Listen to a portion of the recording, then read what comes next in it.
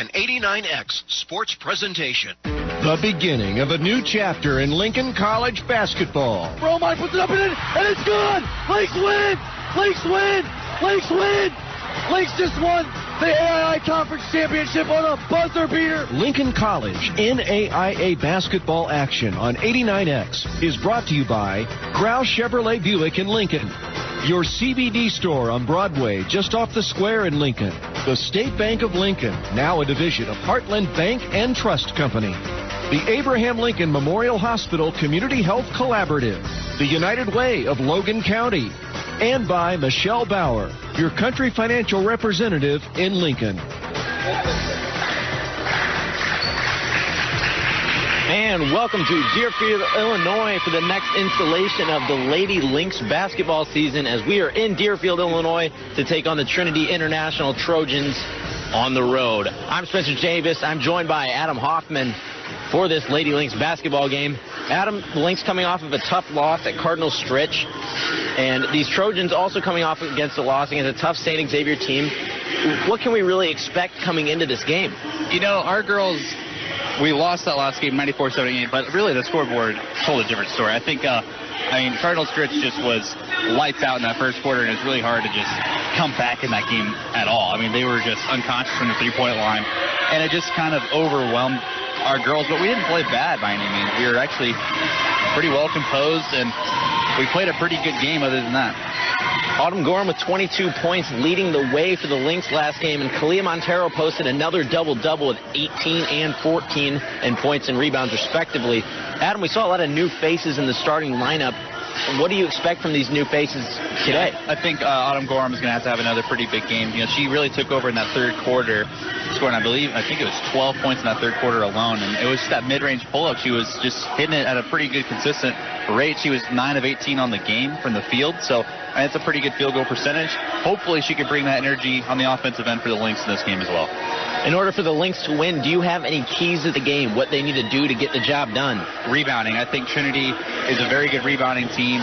You know, they're coming in averaging 36 rebounds per game, 27 defensive rebounds. So they're a great rebounding team. We are also a very good rebounding team. If we win that rebounding battle, I believe we win this game today. Who do you think the Lynx really need to stop?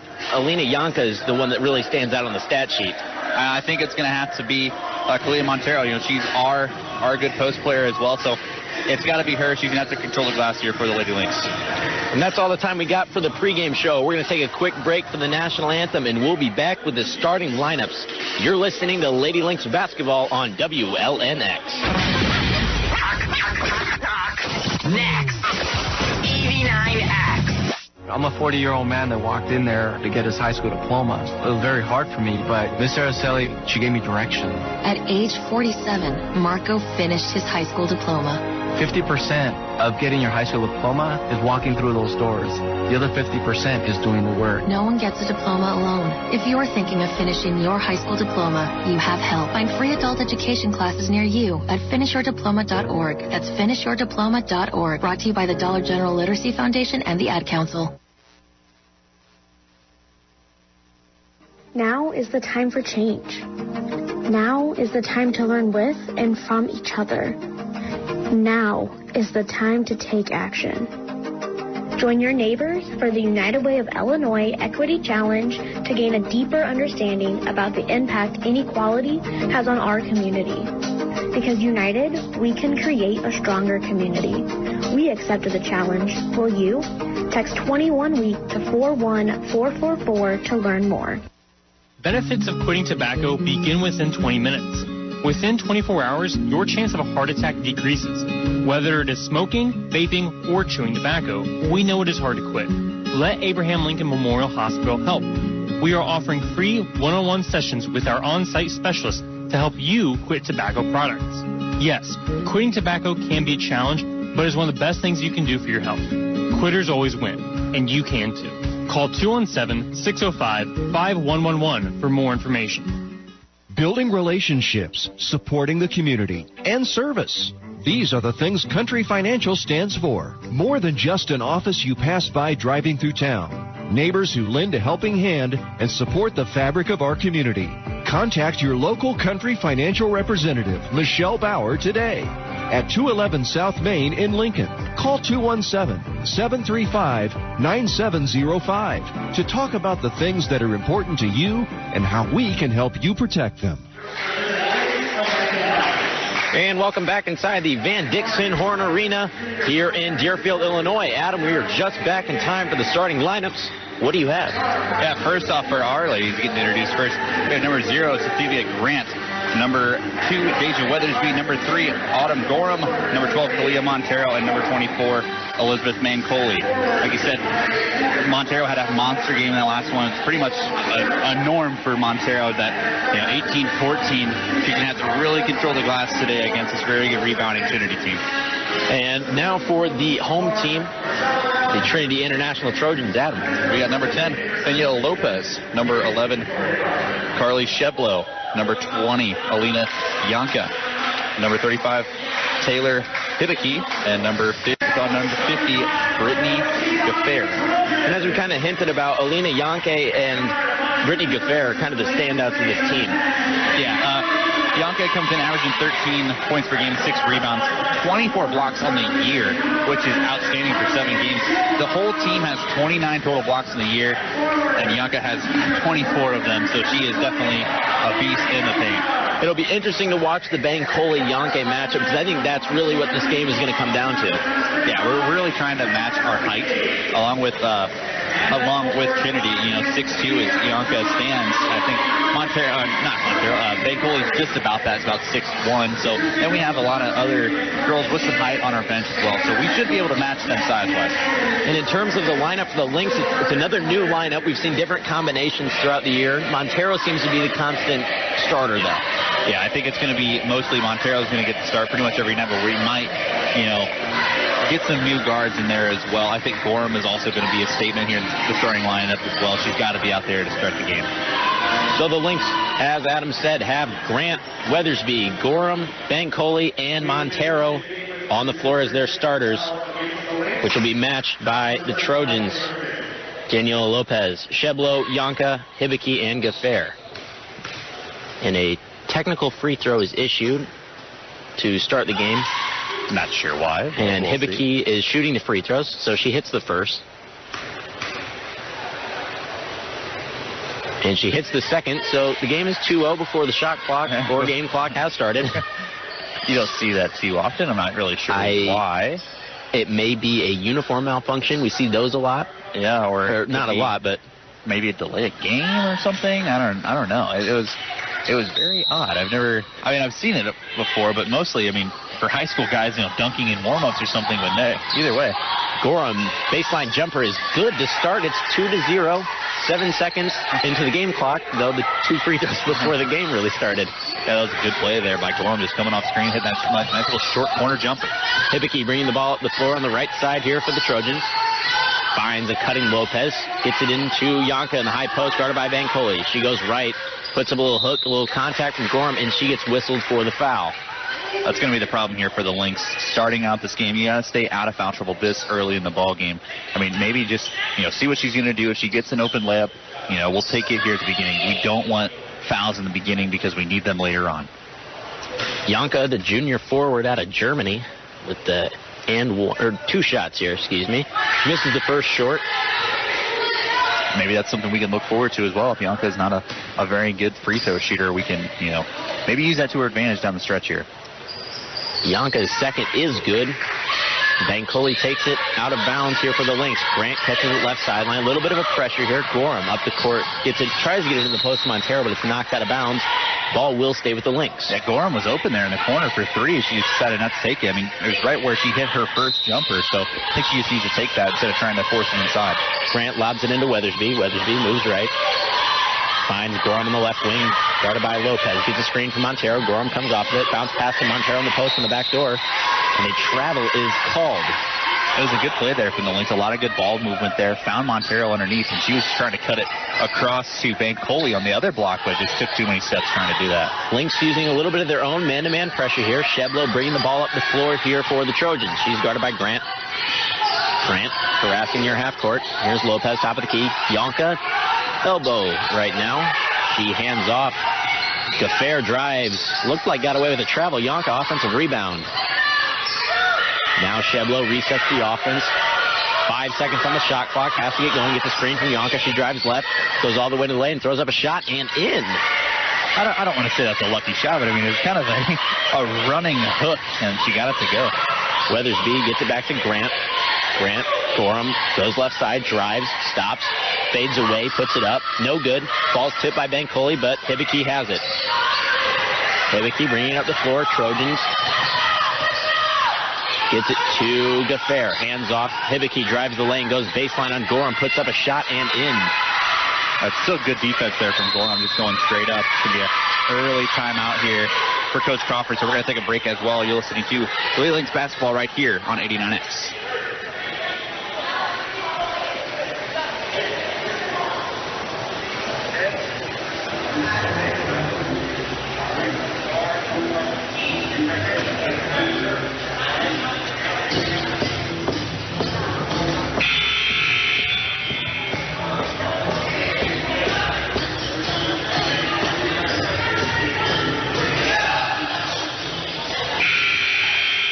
Grau Chevrolet Buick in Lincoln is proud to be a sponsor this season of Lincoln College men's and women's basketball on 89X and on LCTV.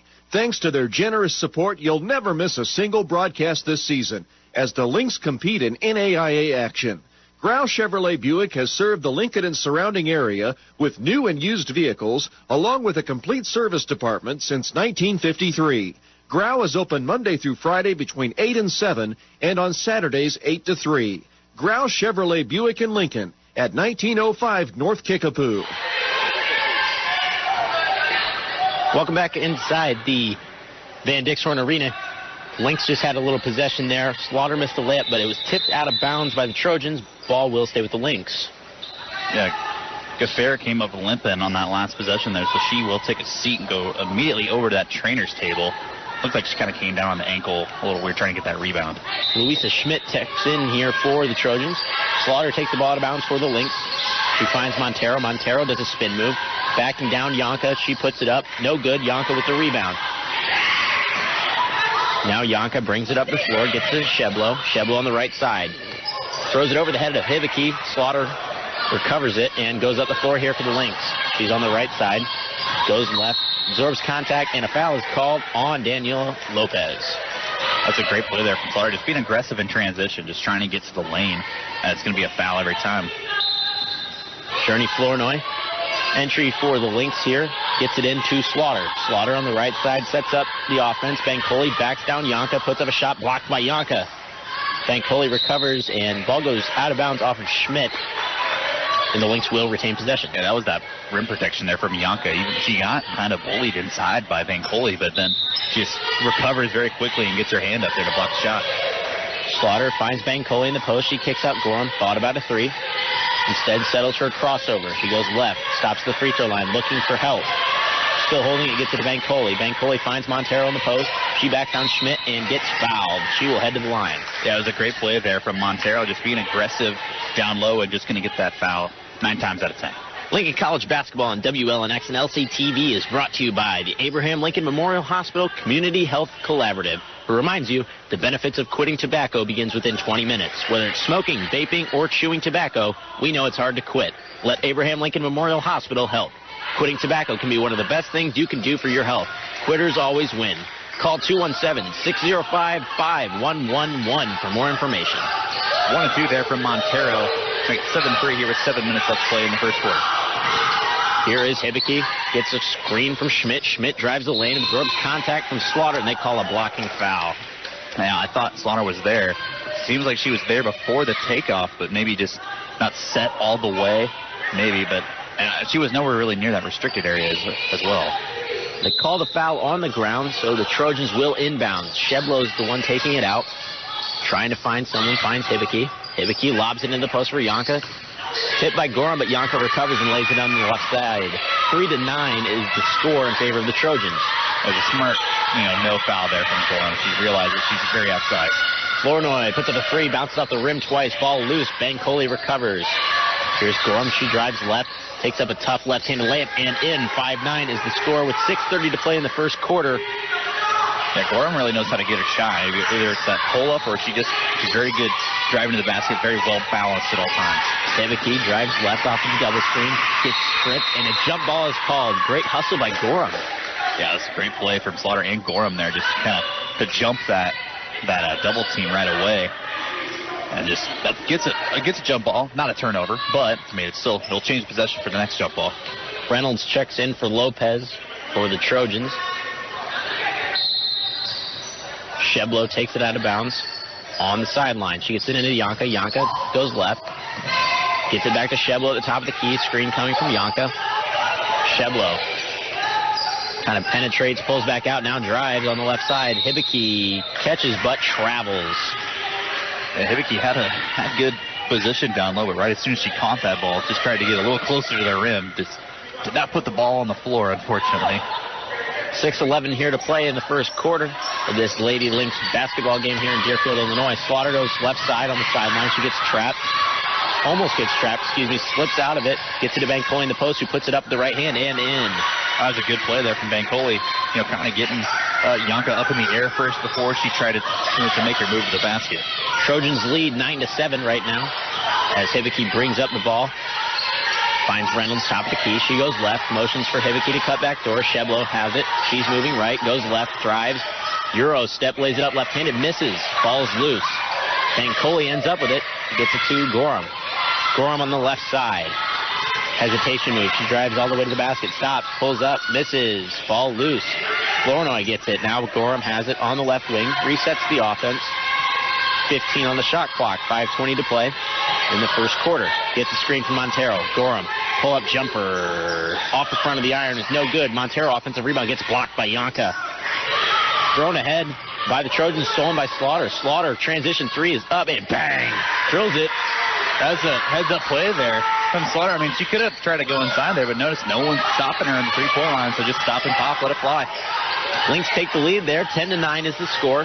Sheblo hands off Hibiki. Hibiki, center of the floor, tightly guarded. Schmidt, Yanka, high post, and drills the mid-range jump shot. Yeah, it seems like Bankole is kind of getting outworked there on the defensive end. She's just trying to run around every screen she can to get open in the high post. Gorham has it, gets it to Slaughter across half court now, and she holds on to it, slowing things down. I like this look here, Felix. Just slow things down. Don't get too out of sorts here on the offensive end. We need a good possession. Slaughter, guarded by Reynolds, gets it to Montero on top of the key. Backdoor cut by Flournoy. Bounce pass to the Bankole in the post. Great play there, but the ball ends up on the ground, and a jump ball is called. Stays with the Lynx. It was a good look there from Flournoy, but it just a little too tight of a window there to try to squeeze that ball through. DeFer is checked back in. Good to see her back out on the floor. And the Lynx have Centavia Grant, who checks back in, and Mariel Wade, who gets her first look at this Trojans team. Yeah, Wade started the last game, but I think we're just kind of starting to get a little bit of a situation on who can work best, coming off the bench to be a microwave scorer. I think Wade can be that for us coming off the bench. 4:16 here to play in Deerfield in the first quarter. Lynx down by one. Bankole post over Yanka. No good. Montero with a rebound, puts it up and in. That's just the signature move there for Montero, just getting good position on the offside of the rim. Nice little rebound and a putback there to get her on the board. Lopez. Gafer now puts it up over Montero, but gets fouled. They're going to call it on the ground. Montero might have grabbed a wrist there. Yeah, because she blocked the ball pretty cleanly, in my opinion, but I think it was that body contact before the shot even came up. Here's Lopez taking out of bounds here for the Trojans. She gets it into Yanka. Yanka misses. Offensive rebound by Lopez and puts it up and in. Only 9 offensive rebounds per game this season for Trinity. But, I mean, if they can get on the inside here on the Lynx, that's going to be a tough matchup for us. Wade thought about a three, tries to get it in the post, but picked off by Yanka. She's running the floor now. Gets it over to Reynolds. Reynolds puts it up with the right hand. Misses. Ball gets ripped away by Maid on the rebound. She's pushing it up the floor now. Wade, bounce pass. Montero knocked away by Yanka, but she touched it while it was out of bounds. Going back to this last fast break here, Gorham just does a smart move, just not fouling at all, just trying to get her hand up in the face of Trinity. It's just disrupting the shot just a little bit, taking the vision out of play. Grant finds Gorham on the inbounds. Gorham rips it away. Grant, three-pointer from left corner's up. No. A foul is called on Nia Lawrence, the new check-in for the Lynx. That'll be her first foul. it didn't look like much contact. I thought she was really just trying to box out there, but I guess if they're going to call it close, hopefully they call it both ends. Reynolds will bring the ball up the floor here for the Trojans, guarded by Gorham. Gorham forces her left. Reynolds picks up her dribble. Ball knocked away by Milano. New check-in for the Trojans. She has it. Spins, goes right, drives, kicks out. Lopez traveled on the catch. That was definitely an easier call for the refs to make there. As soon as she caught the ball, did a little shuffle with the feet before she decided to take off. Grant will inbound for the Lynx. Gorham will bring it up. She's guarded by Lopez.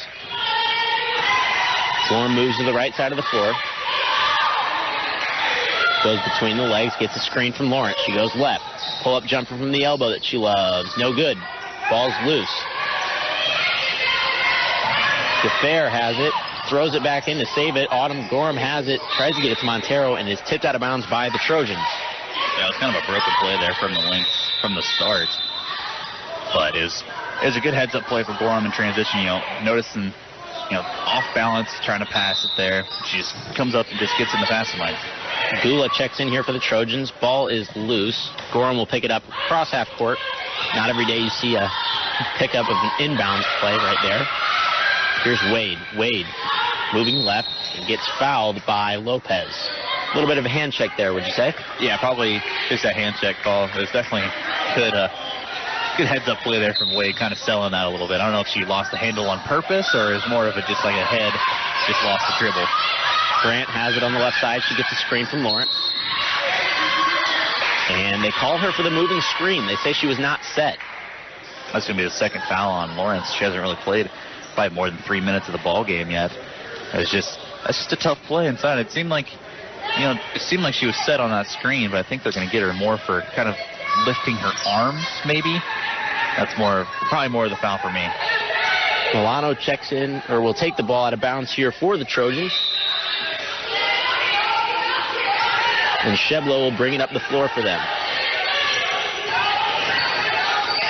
He gets harassed, gets trap pocket picked by Gorham. Now Grant pushing it up the floor. Tough shot. That's it good on the and one. That was a great play there from Grant and Gorham, trapping pretty much at that half-court line in the corner there. That's a no-go zone for any offense with dealing with a trap. And then Grant picks it up, full head of steam going in transition, gets a little knock on the arm, just finishes it with ease. Slaughter will check in here for Wade as Grant looks to convert the and one.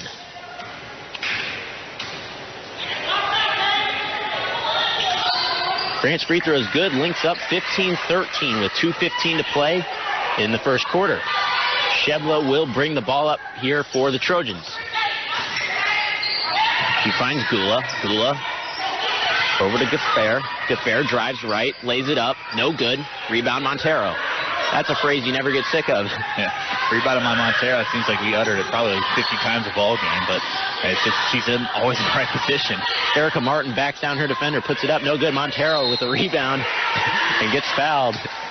Yeah, that was definitely good. Another heads-up play there from Montero. Just always in the right spot at the right time. Seems like she can play the ball off the backboard beautifully.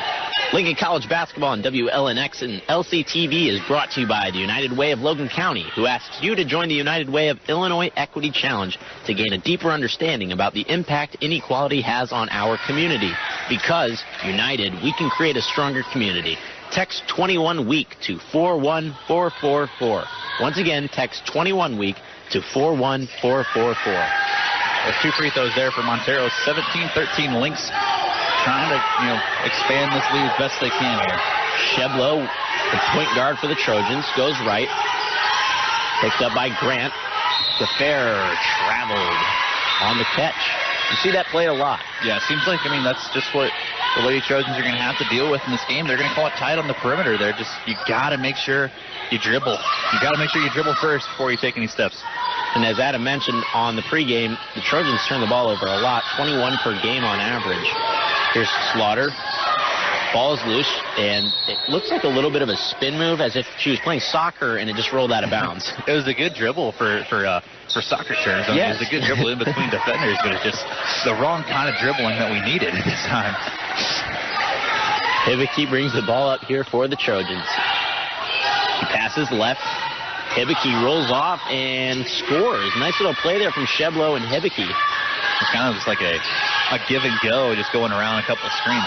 Slaughter has it now from the Gorham. Pull up J from Slaughter, no good. Erica Martin with the rebound, puts it up, no good. Ball still loose.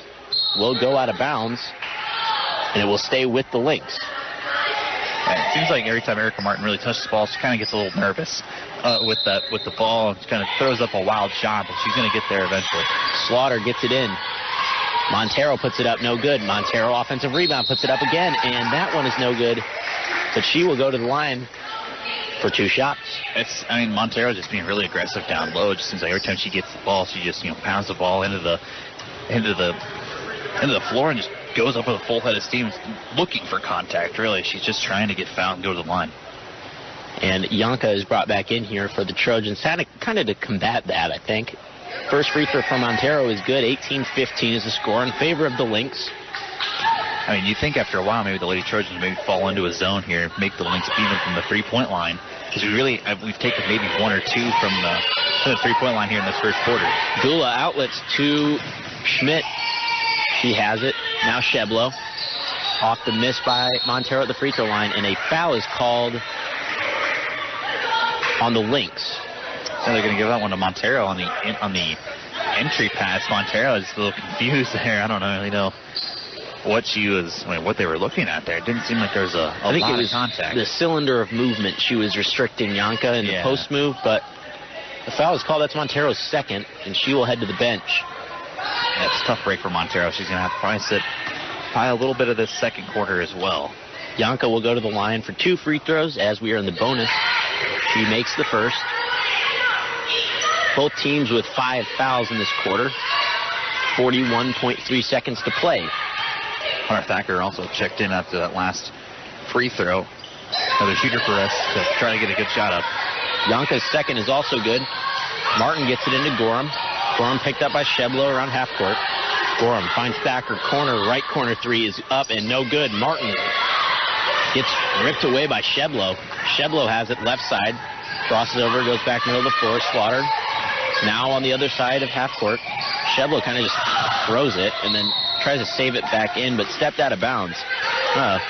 Give and go with herself there. Kind of a lob. If she threw it and then regained it, I'd kind of to be a travel, wouldn't it? Unless the ball gets tipped, I believe so. Yeah. But Thacker up the floor has it. On the baseline, she saves it into Grant. Grant swings. Gorham, 3-pointer up top of the key. No good. Sheblo rebound with 5 seconds on the game clock. She double dribbles with 3.7 left, and the Lynx will get a last shot here. That was a suffocating defense there from Grant, making sure she doesn't get across that court. Try to throw up a tough shot. Good to see the Lynx here get the last shot, because I did think they kind of rushed that last possession and kind of rushed into a 3. 18-17 is the score. Slaughter has it. Slaughter drives left. Floater from the free throw line up. No good. Yanka rebounds. And the first quarter is over. Lynx leading 18-17. We will take a short break. You're listening to Lady Lynx Basketball on WLNX. State Bank of Lincoln is now a division of Heartland Bank and Trust Company, sharing a commitment to the communities that they serve. By combining their strengths, they'll be able to offer additional products, services, and locations, while still providing you the community banking experience that you expect. Their commitment to a personal service continues. State Bank of Lincoln, a division of Heartland Bank and Trust Company, member FDIC.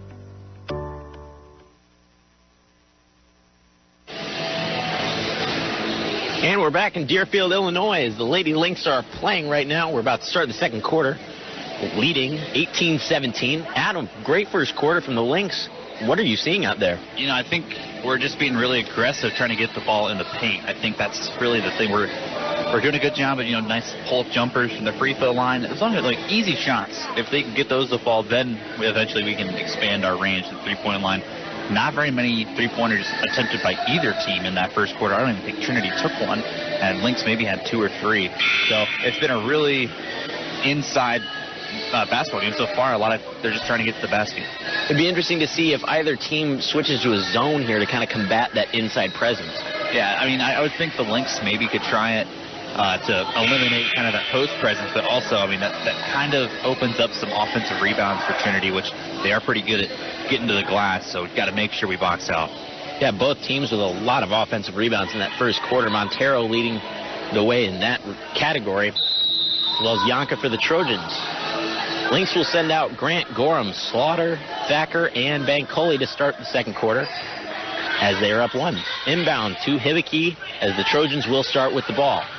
Hibiki walks it up, guarded by Gorham. She throws it to Sheblo, and it goes out of bounds. Lynx ball. Yeah, quick turnover there. Yeah, Thacker switched on to Yonka there at the start of that possession to really just kind of throw off Trinity just a little bit. 2-2-1 press put on by the Trojans. Lynx get it across half court. Grant guarded by Sheblo. Gorham has it top of the key. She goes right, hands off Slaughter. Puts up a 3, no good. Rebounded by Hibiki. Ball is loose. On the ground, Grant and Hibiki get a jump ball, and it will go to the Lynx. 9:31 here to play in the second quarter. We just started. Thacker will inbound for the Lynx. Looking to get it in, finds Grant. Grant crosses over, goes left, kicks out Gorham. Left corner, goes baseline on Hibiki, lays it up right-handed, spins out. I've never seen one go that far in and out, especially on a layup, because that was in the hoop. Hibiki goes right off the handoff, puts it up and in. Trojans take the lead 19-18. It looks like they're just trying to do that give and go pretty much every time as they pass it to the ball handler and pretty much use them as a screener as well going to the basket. Grant finds Gorham in the middle of the floor. Gorham puts it up left-handed this time, no good. Gula with the rebound. Now Milano racing up the floor here for the Trojans. Kicks out Sheblo. Three-pointer from the wing is back iron, no good. Ball loose. Here's Hibiki. Finds Gula. The Trojans reset their offense with 15 on the shot clock. Sheblo goes left. Gula, top of the key, guarded by Thacker. She spins, goes left now. Puts it up left-handed off the backboard. Too strong. Yonka offensive rebound. Kicks out Hibiki. Right wing 3 is up. No good front iron. And Gorham, nice box out. Seals Milano, and Milano gets the over-the-back call. Yeah, that was just a great defensive stand there at the end there from the Lynx. Seemed like the last game, they were kind of playing great defense for the first 25 seconds and then letting up an easy shot, but it's other way around there on that possession. Grant drives sideline, breaks the press, off the foot of Sheblo, and he goes out of bounds. Lynx will have the possession. Grant taking it out of bounds. Gorham will have it on the left side. She's guarded by Milano. Crosses over, goes left, kicks out Grant. Left wing 3 is up, and no good. Ball loose. Yonka tracks it down for the rebound. She finds Hibiki, who will bring it up the floor here for the Trojans. She goes right, puts it up right-handed, the finger roll and in. Definitely looking off the defender there was Hibiki. Trying to fake that pass over to Sheblo. Coach Crawford is going to take a full timeout, so we will take a timeout as well. This is Lady Lynx basketball on 89X. CBD, cannabidiol, a compound found in industrial hemp plants, has been featured in news reports as offering many health benefits. Your CBD store, the largest hemp retailer in the U.S., is now celebrating its grand opening in Lincoln. Your CBD store is located at 520 Broadway, just off the square. Your CBD store offers SunMed and Sunflora CBD products, including oils, edibles, topicals, and more. And they have staff on site to answer any questions. Your CBD store is open Tuesday through Saturday, 10 to 6, and Sunday and Monday, 12 to 4. Now offering curbside service. Your CBD store, just off the square on Broadway. Also find them on Facebook. Welcome back to Lady Lynx basketball as they have traveled to Deerfield, Illinois to take on these Trinity International Trojans. Lynx currently down 3 as we are in a timeout at the moment. Play will resume soon. Adam, it seems like every time the Lynx kind of take a lead, Trinity just goes on a run of their own. It's been a game of runs so far. I mean, the Lynx will get out to a 5-point lead and go on a little bit of a run, and then Trinity will respond right back with easy layups, and then it seems like Coach Crawford takes timeout every time as well. So, I mean, if that's going to be the pace of the game, we're going to have to get out to a bigger run, just get a bigger lead, so this doesn't happen as often. And both teams sort of using a press off of made shots.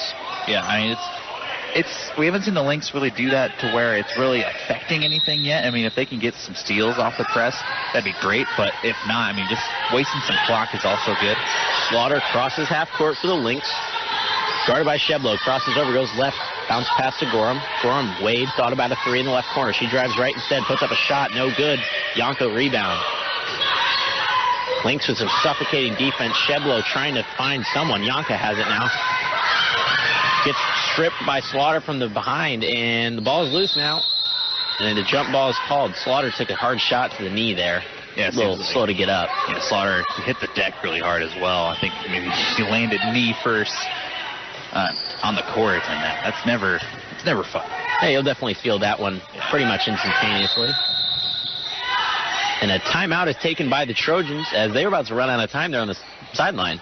Yeah, we're going to stay right here for this 30-second timeout, but it's been a very good defensive game so far. At 21-18, very low-scoring affair. Compared to what we saw the other day in Cardinal Stretch, we were almost probably like 35 points each at this point of the game. Yeah, it's been a lot better defensively, and I think it comes down to defensive rebounding for both teams is much improved. The Lynx have not been able to use Montero here in the second quarter. She picked up those 2 early fouls in the first, and we haven't seen her in the second quarter yet. Yeah, I think that kind of goes with the run as well for Trinity International. Without Montero on the floor, she provides the good defensive rebounding that we need, and those second chance points are adding up here for the Lady Trojans. Sheblo taking a ball out of bounds here, gets it into Yonka. She fakes a handoff, and she will try to isolate Bancoli on the perimeter. She goes left, kicks out. Milano, three-pointer from the corner, air ball. And a foul is called on Gula. Good box out by Wade. Yeah, it seemed like a pretty weak foul there. But, I mean, if they're going to call it that close, I mean, I'm glad that they're calling it on both ends. And it's going to get real chippy there underneath the basket, just fighting for those rebounds. Coach Crawford asking for a little bit of an explanation on what the foul call. It looks like some perspiration also on the floor. Or on the ball. Yes. I don't think, no one is on the deck that last play, so. Wade, Grant, Gorham, Slaughter, and Bancoli on the floor here for the Lynx with 7:26 to play here in this first half. Grant has it. She goes left on Sheblo, bounce past Gorham. She's across half court, left-handed pass to Bancoli, can't finish. Bushy offensive rebound. That can't go. Yonka has it. Bancoli could not quite finish there. Now Sheblo pulls out of that drive. Slaughter tightly guarding her. Lynx providing a lot of pressure on the ball. Yeah, doing a good job of just pressuring every ball handler to get to the top of the key. Slaughter knocks it loose. Sheblo over and back is the call. Yeah, I think Sheblo is saying that it got tipped out of her hand, but unfortunately I think she hit it before it went over the line, so it's going to be an over and back. Lynx with the ball now off of the turnover. Grant has it. Good hesitation move, kicks out Gorham. Gorham drives left, floater from the free throw line. Back iron, no good. Yonka with another rebound. Hevicki will bring it up the right side. Goes behind the back, moves to the center of the floor. Hevicki goes left, gets a screen from Gula, crosses over, left-handed pass. Yonka to post. Oh, and they call a foul on Bancoli. One of those plays, Adam, you get ball, but probably got body. Yep, it's all ball up top, but it's going to be a foul on the body every time. So Yonka out of Germany will go to the line for a couple of free throws. Trojans leading 21-18. Only the first foul there for Bancoli. Rakai Jeter will check in for the first time. Yonka taking her time at the free throw line. First one is good. Yeah, Jeter, Yonka, after that first free throw, I said maybe we need to send her to the line more often because she missed, but she's only made since then, and I just jinxed her as well. She missed that one. Good old announcer's jinx right there. 22-18 is the score. Grant all the way up the floor. Floater gets it to go for the Lynx. I really haven't seen Grant really take it into the paint that much. She has that little floater. That's going to be good offense. Lynx going on the stretch. Wrap Sheblo in the corner, and jump ball is called. Great defensive intensity from the Lynx. That was scary going in. And Sheblo just kind of came out of that trap with her eyes wide open there. It's just all that pressure is going to get overwhelming after a while. Yeah, the last thing you want to do is get trapped right in front of the opposing team's bench and just scream in your ear until you pass out of it. A little official discussion And they're going to say it is Lynx basketball, I believe. Yeah, I think they're saying trying to go through the possession. Yeah, they're saying that the last jump ball was possession area to the Trojans, so they're switching it now. Been a few jump balls here in the first half. You don't see that all the time. Yeah, I think like 4 or 5 of them. We just don't see it that often. Grant kicks out Gorham, left corner, three-pointers up, and bingo! Gorham drills the three from the corner. 23-22, Lynx lead now. Good to see one finally go down there for Gorham. She's been struggling from the three-point line to start this game. Sheblo left wing, Hibicki left corner, finds Gula in the high post. She goes right and gets tripped and goes down.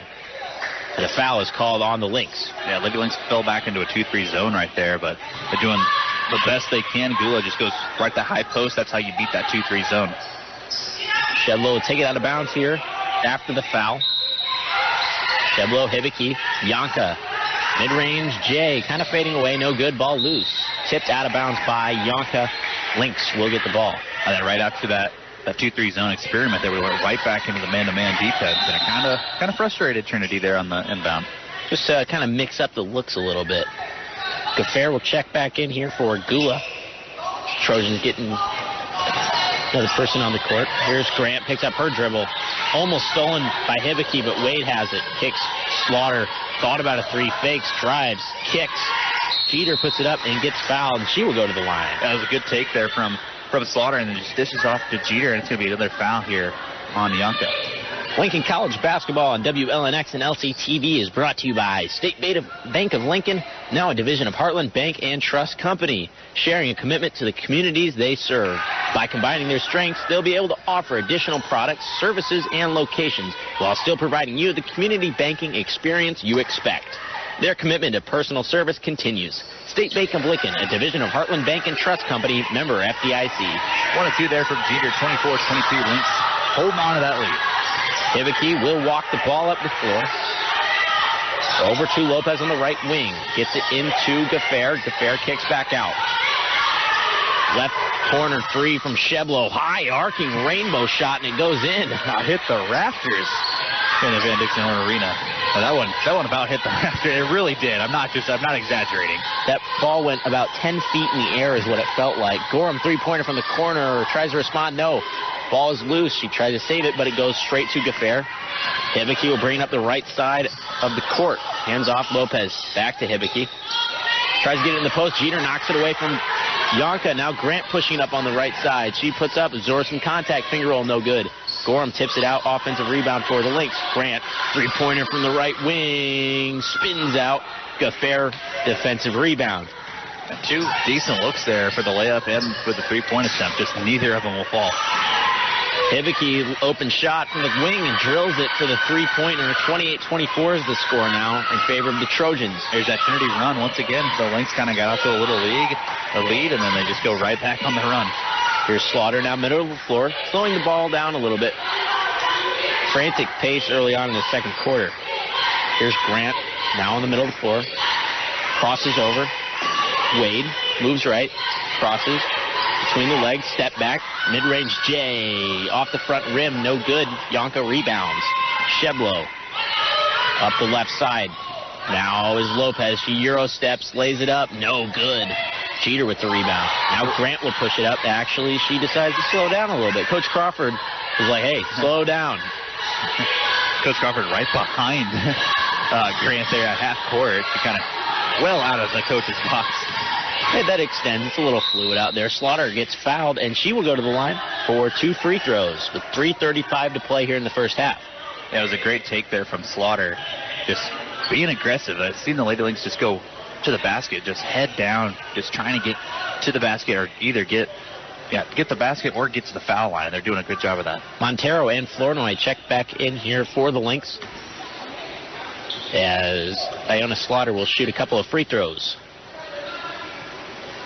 First one is good from Slaughter. 28-25 is the score in favor of the Trojans. Slaughter. Back iron, front iron, back iron, and in.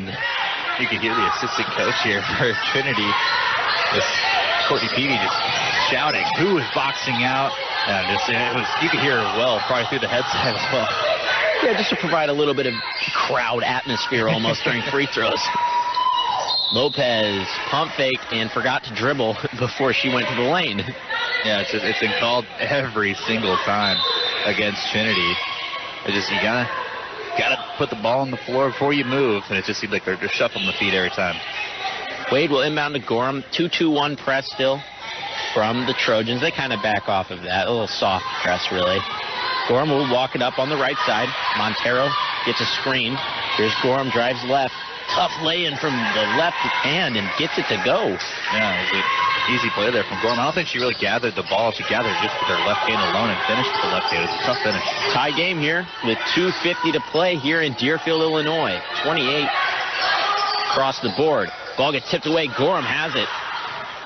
Shevlo laying down still. Slaughter up the floor, lays it in right-handed. And now the Lynx take the lead, 30-28.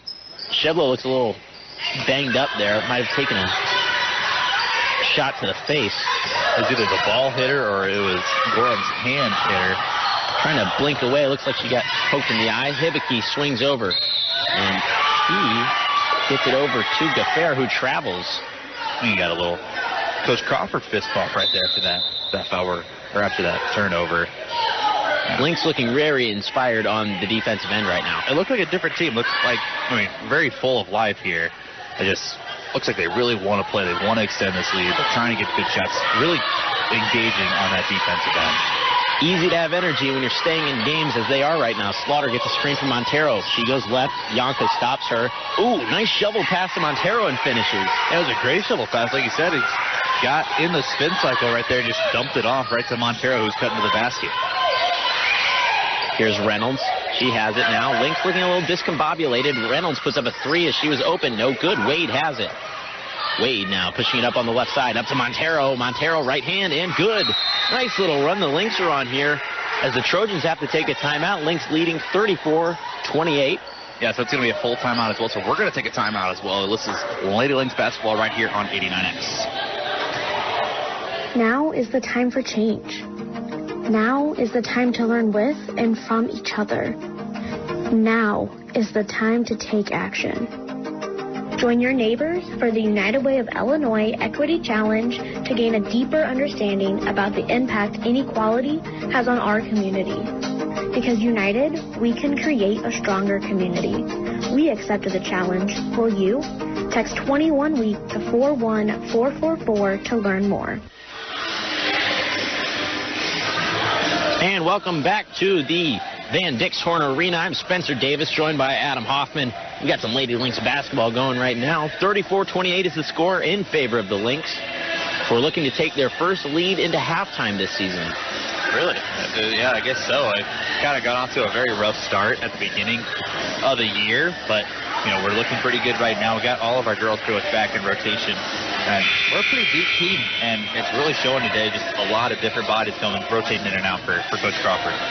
Trinity International, 2-5 on the year, looking to kind of get another back in the win column, but the Lynx looking to get their first conference win as well. I think the Lynx are 0-2 in conference play, as is Trinity International. So both teams struggling with this Chicago win conference. It's a very tough conference this year. 1:52 to play here in the first half. Lopez will bring it up the right side here for the Trojans. She will dribble, guarded by Slaughter. Looking for Reynolds off of a screen. Yanka now, high post, kicks it. Reynolds, good read by Slaughter, but she loses it. Ball is still loose, and we're going to get another jump ball. Maybe, 14th of the half, it seems like? It's definitely been, every time there's a loose ball, there's going to be a jump ball. No one is winning a loose ball battle today. Both teams are really scrapping for it, which is what you like to see. Maybe it's less of not really winning. Both teams are just always going for the ball. Little officials conversation deciding who the ball will go to. Yeah, I believe it should go to Trinity. And it will, as Reynolds will take it out of bounds here for the Trojans. Lopez has it, left side guarded by Slaughter. She goes left, hands off Reynolds. Reynolds moves to the middle of the floor, looking for a cutter. She finds Hibicki on the right wing. Lopez now center floor, Reynolds left wing. Yanka now top of the key, fakes a three. She has it right-handed, kicks out Reynolds left wing. Lopez, suffocating defense by the Lynx right now. Montero picks up Lopez, tough, wild shot. And now Slaughter pushing on the other side for the Lynx. One-handed pass to Wade on the other side of the court. Wade gets fouled and will go to the line. Does a great look ahead there to get Wade traveling down the floor. Just goes up for the righty layup, gets fouled. Like I said, just attacking the basket at will, either getting the free throw line or getting the easy two. So Wade will head to the free throw line. Lynx leading 34-28 here with 1 minute and 3 seconds to play in the first half. And it was Flournoy on the other end, boxing out Yanka for that rebound. She just kind of said, everyone else go get the rebound. I will box out her and just go for the ball, because she didn't really care about getting the board. Wade's first is no good. She'll try again here. And that one is no good either. Ball is loose. Yanka ends up with it. Montero almost had that one. And Lopez has it right side, guarded by Gorham. Lopez, hesitation move. Gets it over to Hibiki on the left side now. He lobs it into the post for Gula. Gula drives. Kicks out corner. Reynolds. Three-pointers faked. Nice pickpocket by Slaughter. Now the Lynx have it going the other way. Flournoy has it. Moves middle of the floor. Finds Gorham. Gorham, Euro step over Yanka. Backboard, no good. Ball loose. Hibiki has it. Almost gets her pocket picked again by Slaughter. Now Lopez. 2-on-2 break. Finds Reynolds. Short corner. Jay is good. Trojans break the run of the Lynx right here. 34-30 is the score with 20 seconds to play in the first half. Lynx look to slow it down, get the last shot. Yeah, I would assume Gorham is going to kind of ISO here, get a pick from Montero, and maybe get a pick and roll in there, but I would expect Gorham to take this last shot. Wade has it, crosses over between the legs, gets a screen from Montero. She drives, tough shot, no good. And Hibiki rebounds, and the clock expires. And the Lynx will head into halftime up 34-30. Adam, great first half from the Lynx. Yeah, they're playing great. They're boxing out pretty well. They're limiting Yanka as much as they can. Not as many open layups for Yanka in the second quarter as there were in that first.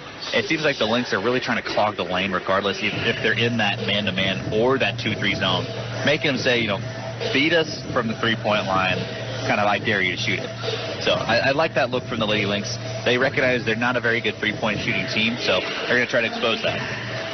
And that's all we have for you as we go into halftime. We'll be back in about 10 minutes or so.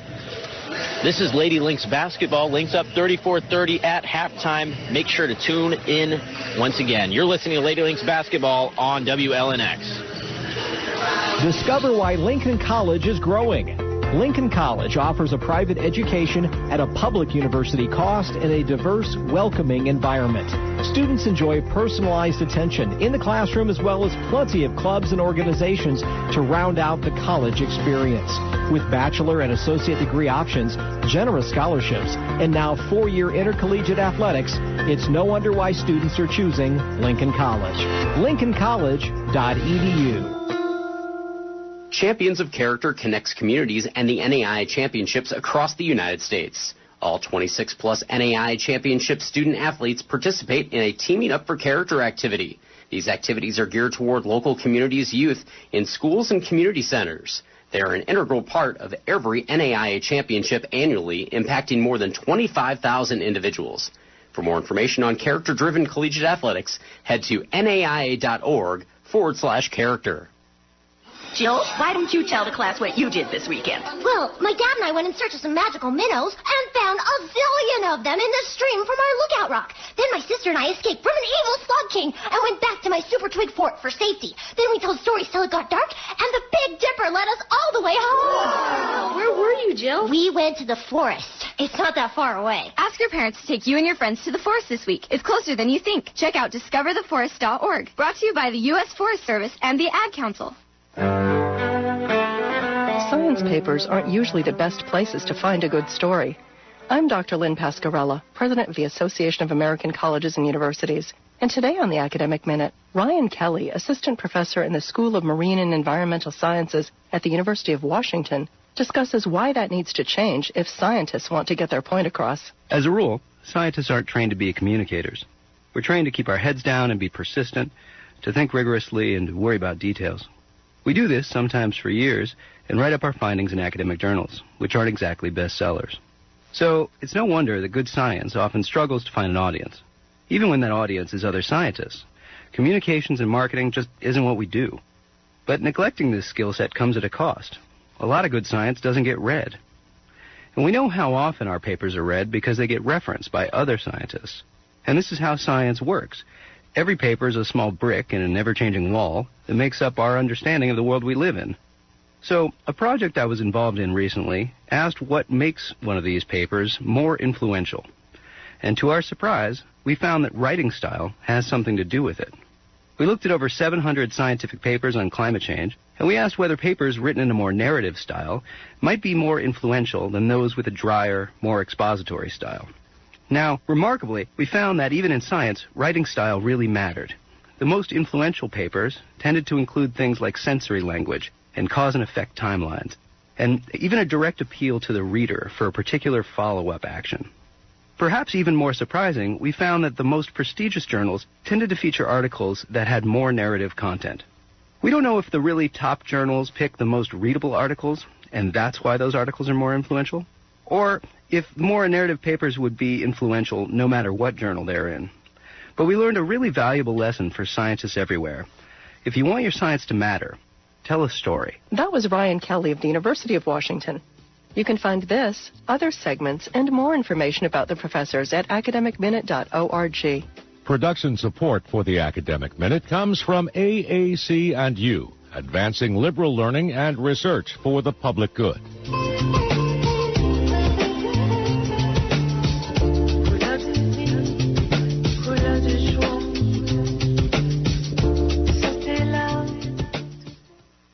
Not completing high school is more of a social thing than it was an academic thing. I came out in the 11th grade. Nobody was embracing you. The kids were cruel. It was very difficult to be gay.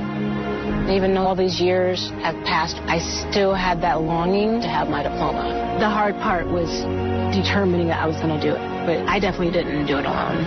At age 30, with the help of her mentor, Carissa finished her high school diploma. I have a mentor, Maria. She convinced me to continue my education and to finish what I started to get my diploma. Just never judges. She's a true role model. If you're even considering getting your high school diploma, go get it. You can do it. No one gets a diploma alone. If you're thinking of finishing your high school diploma, you have help. Find free adult education classes near you at finishyourdiploma.org. That's finishyourdiploma.org. Brought to you by the Dollar General Literacy Foundation and the Ad Council. 1 in 3 adults in America have pre-diabetes, but most don't know it. To let people know it can be reversed before it becomes type 2 diabetes, professional basketball player Julius Randle is doing everything in reverse. I'm only dunking with reverse windmills. I drove the whole way to practice in reverse. I don't recommend it. This move's called the reverse shuffle. I do recommend it. And it took me months to learn how to speak in reverse, like this. Years 10 almost for diabetes type 2 with living, then has mom my. In other words, my mom has been living with type 2 diabetes for almost 10 years. So together, we want to say to the 84 million Americans at risk, exercise and healthy eating can help reverse prediabetes. Start by taking a simple 1-minute risk test at doihaveprediabetes.org. Brought to you by the Ad Council and its Prediabetes Awareness Partners. Bet he can't say that in reverse.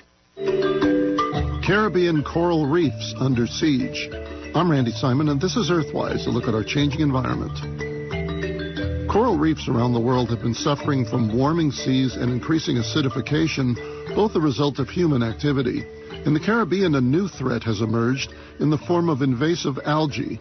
New research published in Scientific Reports explains how an aggressive crust-like alga is overgrowing shallow reefs and taking the place of coral that was damaged by powerful storms that exposed areas of the undersea rock where corals grew.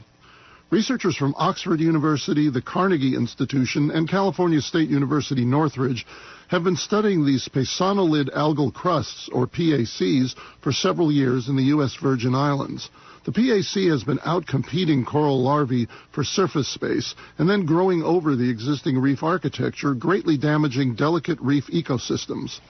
New corals actually prefer to settle on crusty surfaces created by a different type of algae called crustose algae, or CCA. CCA acts as guideposts for coral larvae by producing biochemical signals as part of a microbial community that entice baby coral to affix itself. In contrast, the destructive PAC algae exclude coral settlement. The researchers determined that the microbial community associated with PAC algae is deployed to deter grazing from fish and other marine creatures. Unfortunately, it also deters coral. Fragile coral ecosystems are already under assault by environmental pollution and global warming. Now, in the aftermath of powerful hurricanes like Irma and Maria, algal crusts are taking over reef communities and posing an existential threat to Caribbean corals. Earthwise is a production of WAMC. Find us on Facebook and listen anytime at WAMCpodcasts.org. When I was little, I didn't talk for a long time. I liked things to always be the same. Anything new or different would scare and upset me. I was very sensitive to lights and sounds. It was almost like I had bigger eyes and ears than everyone else. So I built secret hiding places where nothing could get in. I didn't like looking people in the eye. It made me feel uncomfortable. I'd throw big tantrums over little things like when my socks didn't match. Sometimes I'd do the same things over and over. Until one day, I found out I had autism. My family got me help. Slowly, I learned how to live with it better. You can see signs of autism in children as young as 18 months. Early intervention can make a lifetime of difference. Learn the signs at autismspeaks.org/signs. Brought to you by Autism Speaks and the Ad Council. Grau Chevrolet Buick in Lincoln is proud to be a sponsor this season of Lincoln College men's and women's basketball on 89X and on LCTV. Thanks to their generous support, you'll never miss a single broadcast this season as the Lynx compete in NAIA action. Grau Chevrolet Buick has served the Lincoln and surrounding area with new and used vehicles, along with a complete service department since 1953. Grau is open Monday through Friday between 8 and 7, and on Saturdays 8 to 3. Grau Chevrolet Buick in Lincoln at 1905 North Kickapoo.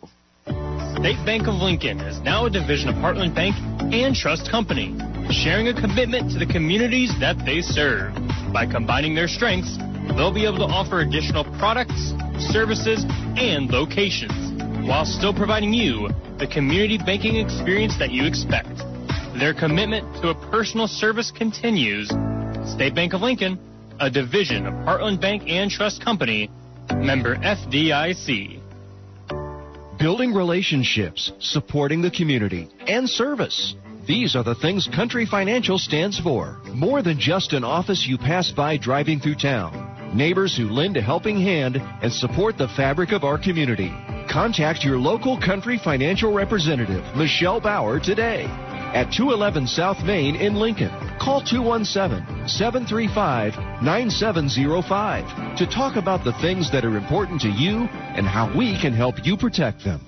CBD, cannabidiol, a compound found in industrial hemp plants, has been featured in news reports as offering many health benefits. Your CBD store, the largest hemp retailer in the U.S., is now celebrating its grand opening in Lincoln. Your CBD store is located at 520 Broadway, just off the square. Your CBD store offers SunMed and Sunflora CBD products, including oils, edibles, topicals, and more. And they have staff on site to answer any questions. Your CBD store is open Tuesday through Saturday, 10 to 6. And Sunday and Monday, 12 to 4. Now offering curbside service. Your CBD store, just off the square on Broadway. Also find them on Facebook.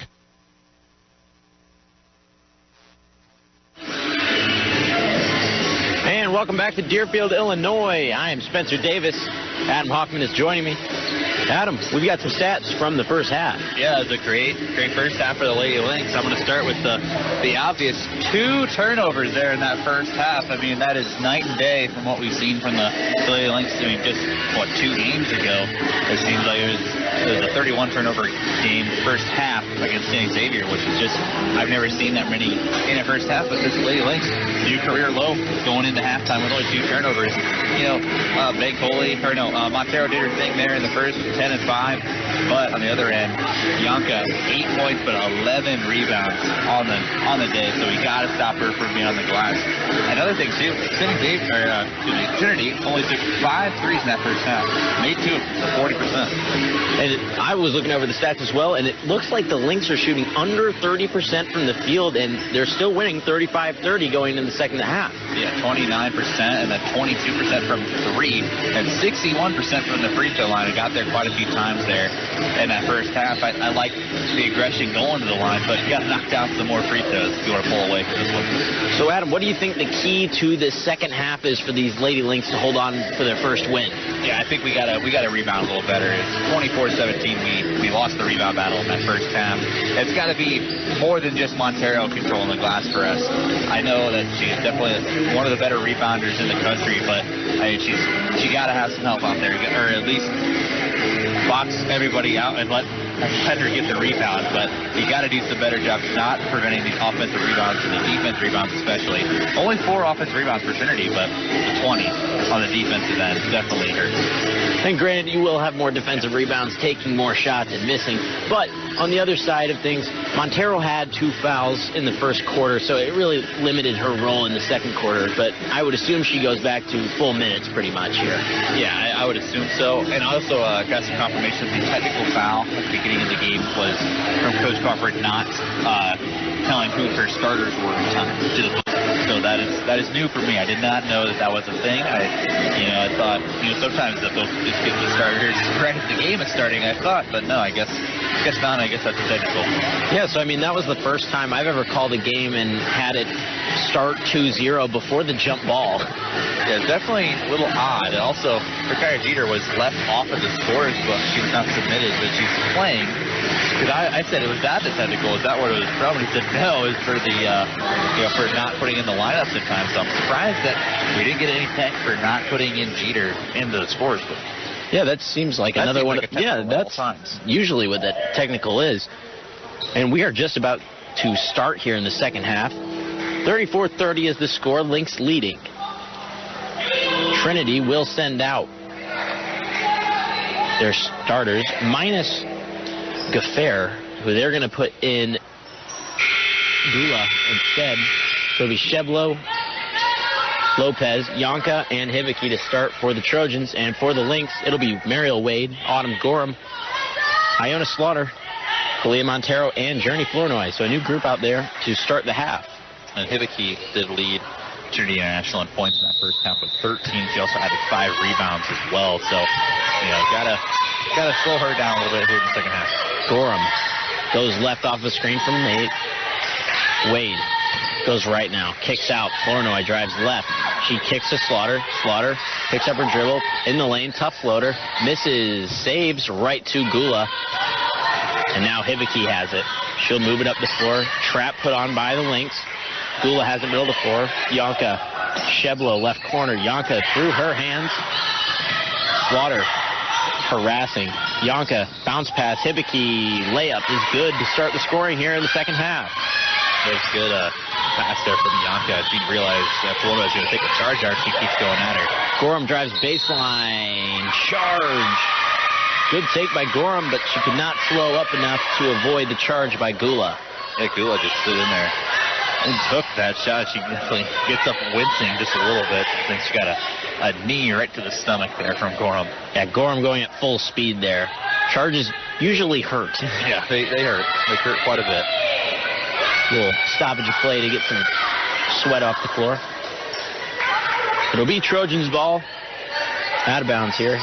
Hibiki looks to inbound. Another stoppage of play. Usually we've seen it a lot. We're not allowed to have the people under the basket with the mops. You can't get mop up the sweat when it falls down. You got to take some time out of the game. Yeah, the officials earning their paychecks today, doubling as the mop boys as well. Yes. Gula now, center of the floor, guarded by Wade. Yonka on the right wing. He rips through. Pass tipped by Gorham, but Sheblo has it. Gorham claps her hands in frustration. Montero with the steal on the perimeter. She's driving on the left side. Puts it up left-handed, no good. Gorham putback is good. 36-32 score now for the Lynx. I mean, we'll just call that a lob for Montero. It was. It definitely. I don't even think it hit the rim. It could have been a lob. We'll just lob off the backboard. Perfect putback though, or assist for Montero. Adam is scoring this play. Gula drives, backs down her defender. Hibiki, three-pointer from the right corner, no good. Yonka with the offensive board. She has it, picks up a dribble. She gets it to the high post. Gula loses the handle of it. Wade with a steal. Wade will push it up the right side of the floor for the Lynx. Hibiki strips her of it. And now the Trojans will push it up.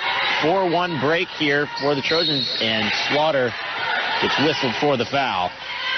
Yeah, it was a smart play there from Slaughter. It was a 4-on-1 break, and she's the only person back. So you got to foul someone. Make sure they don't get a clean look credit and one. Lincoln College basketball on LCTV and WLNX is brought to you by Grau Chevrolet Buick in Lincoln. Since 1953, Grau has been a family-owned and operated business committed to Lincoln and Logan County. Grau offers new and pre-owned Chevrolet Buick and Cadillac vehicles. And they have a complete service department that will be there for long after the sale. Grau Chevrolet Buick at 1905 North Kickapoo Street in Lincoln and at grauinc.com. The first one missed there from Hibiki. Still does have one more. Hibiki's second is good.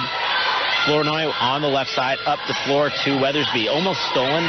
Ball still loose. Will we get another jump ball? No, we will get a timeout instead. Now we're going to get a 30-second timeout, so we're going to take a timeout as well. This is Lady Lynx basketball on 89X. Now is the time for change. Now is the time to learn with and from each other. Now is the time to take action. Join your neighbors for the United Way of Illinois Equity Challenge to gain a deeper understanding about the impact inequality has on our community. Because united, we can create a stronger community. We accepted the challenge. Will you? Text 21-WEEK to 41444 to learn more. And welcome back to Deerfield, Illinois. The Lady Lynx are locked in a battle with the Trinity International Trojans. 36-33 is the score. Lynx do lead, and they will start on defense here out of the timeout. 8:04 to play here in the third. As Daniela Lopez will bring the ball up the floor here for the Trojans. Gets it into the high post for Yonka. Yonka at the elbow. She spins on Montero. And a jump ball is called. So for the 97th time, it's a jump ball. One ref called it a travel. The other one called it a jump ball, but they're going to settle on the jump ball. Hey, why not have another? It'll remain Trinity's ball. Why not have another jump ball? Seems like we've had a lot of those. Inbounded from Trojans. Gets it into the post for Yonka. Slaughter knocks it out of her hands. Ball loose. Gafur gets it up and in. And a foul is called. She'll go to the line for the and one. That was definitely a baited kind of drive right there. The loose ball. And Gafur just picks it up right at the last second. Sends two Lynx players flying on the ground for the loose ball. So Gayfair will go to the line for the and one, and that is converted. 36-36 is the score. Gorham has it. Picked up by a press. Here's Montero, middle of the floor. She gets to the Flournoy. Flournoy ball fakes. She spins, backs down Sheblo. Bounce passes to Weathersby in the middle of the lane. Bank shot is good. There's a good flitter there from Weathersby. Noticing, with Yonka in the lane there. Got to get it over her reach. Goes high off the glass there. Lopez, hesitation move. Knocked away by Gorham. Gorham on the fast break now on the left side. She puts it up left-handed, gets fouled, and will go to the line for two shots. She's so quick, just getting that ball just up as fast as she can. And it's an easy lefty scoop right there for Gorham. Just couldn't get the ball. Lincoln College basketball on LCTV and WLNX is brought to you by Michelle Bauer, your country financial representative in Lincoln. Country Financial agents are members of their local communities, neighbors who lend a helping hand to local causes and community projects. And when it comes to solving the big challenges of tomorrow, you can start with simple steps today with personalized insurance and financial services that can have an impact on your family's future. Michelle Bauer, your country financial representative, is located at 211 South McLean Street in Lincoln or at 217-735-9705. First one, no good there for Gorham. Milano checks back in. to take out Lopez, who came away with her third foul of the ball game. Gorham knocked down the second. 39-36 is the score in favor of the Lynx. Sheblo will bring it up for the Trojans on the right side. Picked up by Weathersby. She goes behind the back, between the legs. Still moving right, behind the back again. Forearms Weathersby in the face. Goes the lane, misses. Montero with the rebound. Gorham now left side, pushing the pace. Weathersby left corner, back to Gorham on the left wing. She crosses over, keeps going left, drives. Finds Montero in the post, tough catch. And she gets fouled by Yanka, and Montero will go to the line. Yeah, it was a good play. Yanka, it's that same, the body contact. It's not up top. It's always that body contact that's going to get the foul. Yanka very frustrated. Only her second foul, which is very surprising for a shot blocker. She goes after pretty much everything. Very aggressively. That's only her second foul. It's good. Montero's first is off the left side of the rim and out. Yeah, she's just really good at just playing the ball in the air. She definitely, at 6'2", she has a lot of reach up there. And the second one is no good, so Yanka will argue ball don't lie. And Montero picks up a foul there, and that's not where you want to pick it up, is 70 feet from the basket. Yeah, it's a frustration foul after missing both free throws. That's her third foul. I mean, we cannot have that kind of silly foul that far away from our basket. Sheblo guarded by Weathersby. Now Yanka, high post. Turn around, Jay. No good. Rebounded Gorham. Gorham will push the pace, as she does whenever she has the ball, it seems like. Gorham all the way. Whoa, nice little wraparound pass, but Montero can't handle it. Now Milano slows it down. Guarded by Slaughter. Slaughter looking to pick up. And she does get the steal. Weathersby now with it. Weathersby kicks Slaughter. Slaughter drives. Right, left hand, but no good. Milano gets it knocked away by Slaughter again, and the two Lynx kind of tackle each other out of bounds. And the ball will go to the Trojans. Slaughter on a mission to get the ball out of the hands of the Trojans. Yeah, she's everywhere on the floor. Unfortunately, it was Prairie to Florida just going after the same loose ball, and they ended up on top of each other going out of bounds. So the Trojans will have the ball here. Lynx leading 39-36 with about 6 minutes to play here in the third quarter. Hibicki will inbound to Reynolds. Back to Hibicki on the right side. Flournoy will pick her up on the other side of half court. Here's Hibicki. Fakes the spin move. Pulls back out of the penetration. Here is Montero with a nice little tip pass and steal. Slaughter will bring it up the floor. Slaughter, hesitation move, goes to the cup. Dish off. Montero can't finish. And Montero picks up another foul. It's going to be her fourth foul. It's always that frustration foul for Montero. It seems like every time she misses a shot, it's automatic. Foul, reaching in. This could be Bankole coming in for her.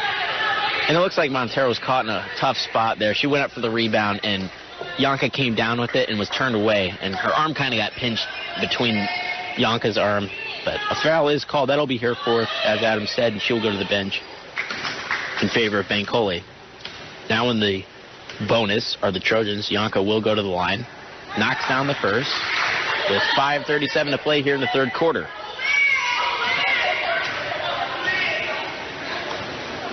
Lining up her second free throw. That one is back iron, no good. Bankole with the rebound. Gorham will bring it up. 39-37 is the score. Lynx lead. Gorham up the center of the floor. Left-handed scoop layup, no good. Yanka with a rebound. Reynolds. Center floor, Hibicki. Hibicki pull up Jay from the free throw line is good. Tie game now at 39. Weathersby right side. Fast-paced game today. Weathersby drives left. She gets fouled. Almost gets it to go off of a two-handed scoop shot, I guess. Yeah, it would have been crazy if that was the one that we got to go. It seems like we're missing so many open layups. I mean, they had the Montero miss and then that last miss from Gorham just going down the lane, just no one near them.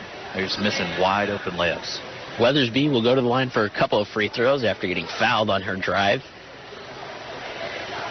Looking to give the Lynx the lead back. She cannot get it on that free throw. Looking to compose herself.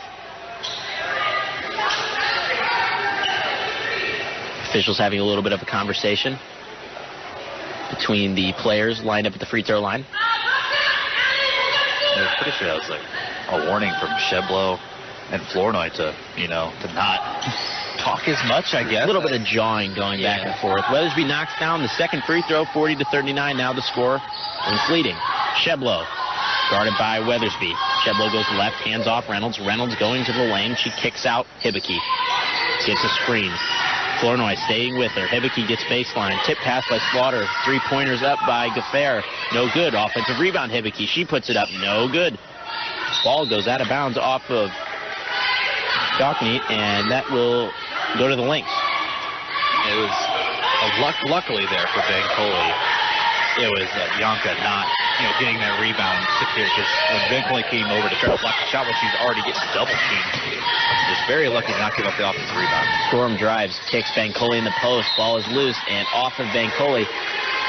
Just a little too quick there sometimes. Lynx need to slow down a little bit. Yeah, it seems like they're just trying to really force it inside. Maybe we need to, take a three. See if it goes in. We have not been ice cold from three, but maybe it's the time it starts falling for us. Sheblow on the left wing, trying to get into the post for Hibicki. Flournoy fronting. Gorham tips it away on the pass. She's got an open layup. Right hand finger roll is good. Sigh of relief there for me. We made an open layup in transition. It's a good start. Good to see the ball go through the basket. Yeah, you tensed up a little bit right as she went up for it. Sheblow, middle of the floor, crosses over, goes left, drives the lane. Fakes the pass, puts it up left-handed, but gets blocked. Ball will stay with the Trojans as Santavia Grant checks in here for Flournoy. Weathersby. A little bit of confusion on who was coming out of the game. Both of them. Yes. Yeah, both of them went over to the bench. Coach Crawford told Flournoy, no, you get back. Coach Crawford doing some coaching out at half court, really extending the coach's box. Another stoppage of play here for some sweat on the ground. It was the official on the other end of the court. No one was really near him, and he says that there's sweat on the floor. Don't want anyone slipping. And that's definitely a spot in transition where everyone runs to. So that'd be a bad accident if someone slipped, Phil. A lot of times you'll see guards catch it out on that left wing and plant jab step, and that's when the feet go out. So 4:03 to play here in the third quarter. Lynx leading 42-39. Lopez will inbound under her own basket for the Trojans. Ball does not get to Yochney, and a jump ball is called. So, Adam, you'd taken an over-under on this. I don't think that I would have expected 9 jump balls or so. That's good. Another jump ball, like you said. We do gain possession, but that's just, it seems like every single call is a jump ball. And Flournoy dribbles it out of bounds there. She's getting doubled down the sideline. Not really much room for her to go. You gotta stop and pivot and just try to get it to an open person. Lynx providing their own bit of pressure with 3:45 play in this third quarter. Lopez going right. She gets it over Reynolds. Thought about a three in the right corner. She swings out for Yonka. Yonka gets a double dribble. Ball got kind of held up on her knee, I think, as she tried to drive the lane. I don't know why Bancoli is trying to guard her at the three-point line. She does not want to shoot the three, so and she's trying to go to the basket every time. Just sag off her. Make her shoot it. Grant very controlled. She goes floater. Back iron, no good. Ball loose. And it is a foul called instead of a jump ball this time. And Coach Crawford is imploring her team, do not foul off of a missed shot. It is not good, especially when they're in the bonus. They're going to get 2 free throws every single time. And it's just, it cannot afford to pick up these silly fouls right now, especially when we got another quarter to play. Lincoln College basketball on LCTV and WLNX is brought to you by your CBD store in Lincoln. CBD is found in industrial hemp plants and has been featured in news reports as offering many health benefits. Your CBD store, the largest hemp retailer in the U.S., is now celebrating its grand opening in Lincoln. They're located at 520 Broadway, just off the square. Your CBD store offers SunMed and Sunflora CBD products, including oils, edibles, topicals, and more. And they have staff on site to answer any questions. Your CBD store is open Tuesday through Saturday, 10 to 6, and Sunday and Monday, 12 to 4. Now offering curbside service. Your CBD store just off the square on Broadway. Also find them on Facebook. 2 free throws good there. And 42-41. Lynx just holding on to that lead once again. Slaughter now, middle of the floor. Almost gets it knocked away. Holds onto it for a little bit longer. Gets a nice little floater to go. Stepped their shot. Stepped right through that double team. Expand the lead to 3 once again. Here's Lopez, guarded by Grant. Grant harassing. Lopez finally gets it over to Reynolds in the middle of the floor. She drives right. And a blocking foul is called on Flournoy. She almost had the charge, got there just a split second late. Every time she takes a charge, it's so violent. It's such a violent collision to the ground. But, I mean, she's going to get one of them here to go for her. But just unfortunately not this one. I don't think she was there in time before they gathered. And Reynolds standing at the three-point line. Excuse me. Free throw line there, especially. That'd be something, the three-point line free throw or something like that. Reynolds first is good. It was a three-point game. Now the Lynx lead is reduced to 2 as Reynolds looks to reduce it to 1. He does not, but an offensive rebound by Hibiki, blocked by Bancoli. DeFair kicks it out. Reynolds left corner, thought about a 3. She kicks it. Gula looking for somebody. She drives the lane instead, and a foul is called on a member of the Lynx. We'll wait for the signal here. I believe it's going to go on Iona Slaughter. It will. That's her 3rd foul. And now Gula will go to the line for 2 free throws. Once again, it's Bancoli really playing off. She's got to sag off in the lane. You know, Gula's not going to shoot that 3-pointer, so I mean, you got to sag off her. And if she's going to dribble into you, then you're already in position. Gula's first free throw is long. Score will remain 44-42. 2:43 to play here in the 3rd quarter. Gula's second free throw is off as well. Ball's loose. Bancoli ends up with it. Now Grant on the left side. She moves to the middle of the floor on a fast pace. She swings out. Flournoy with left corner. Crosses over, goes baseline. Gula, good defense there. Gorham will pop the tray. Bingo! Gorham drills that one. It's good to see one go in from the 3-point line. I believe that's the first one made here in the 3rd quarter for the Lynx. We're going to need it here for the pull away. 47-42 is the score now. Reynolds tries a 3 of her own for the Trojans. She drills it, responds. All right, this is a heck of a shot there from Reynolds. It was a hand in the face there by Gorham, and she kind of absorbed some contact as well. It's not an in-1. Slaughter trying to go coast to coast, gets fouled. Gula almost got another charge, but they call a foul before Slaughter ran into Gula. And Gula as well. Every time she's taken a charge, it has been the most catastrophic fall possible. And it's been so violent going to the ground. They're colliding into each other full speed every single time. Yeah, Slaughter looked like she was running the 100-meter dash there as soon as she caught the ball and just full speed straight into Gula. She still stood in there and took it, even though it was a blocking foul. Or no, it wasn't even on her. It went on Reynolds instead of reaching in on the drive. It probably would have been a charge if not. Slaughter's first free throw goes. 48-45 is the score now. As Slaughter lines up her second with 2:03 to play here in the 3rd. That one, no good. Gula with the rebound. Member of the Lynx goes flying. Jeter, now Reynolds. And that ball gets saved back in. Gaffair. Hibiki picked off by Jeter. And now Gorham pushing it up the floor. Up to Slaughter on the right side. Euro step. Oh, gets it to go. What a nice play. Take a little trip to Italy, why don't you? It was just finally an open layup goes for us. It was a nice move. Got the bench hyped. Usually the bench gets hyped and then immediately just let down by the missed layup, but she made it that time.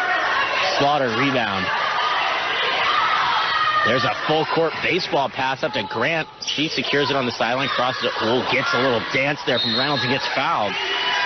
Grant, little may I have this dance. It was a nice little shake-up there to try to get Reynolds on her heels. And it got her on her heels a little bit. It was a nice move, nice crossover move. The bench didn't really react to it. I thought they would, but yeah, it's definitely a nice move there from Grant. She's going to go to the line for 2. 50-45 is the score in favor of the Lynx. Great game being played here in Deerfield, Illinois. The Lynx have traveled to face the Trinity International Trojans. First free throw from Grant is good, pushing the lead to 6. A minute 22 to play in the 3rd quarter.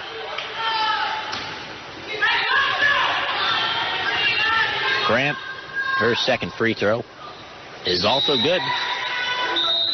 52-45. Lynx lead. New entry for the Trojans. That's Kelsey Kelly. Here is Gaffair inbounding. Hibiki. Gorham picking her up full court. Hibiki crosses over, goes to her right, behind the back to the center of the floor, now across half court. Kelly gets to cutting Hibiki, who caught it at the free throw line, took a few steps before a dribble, but gets fouled.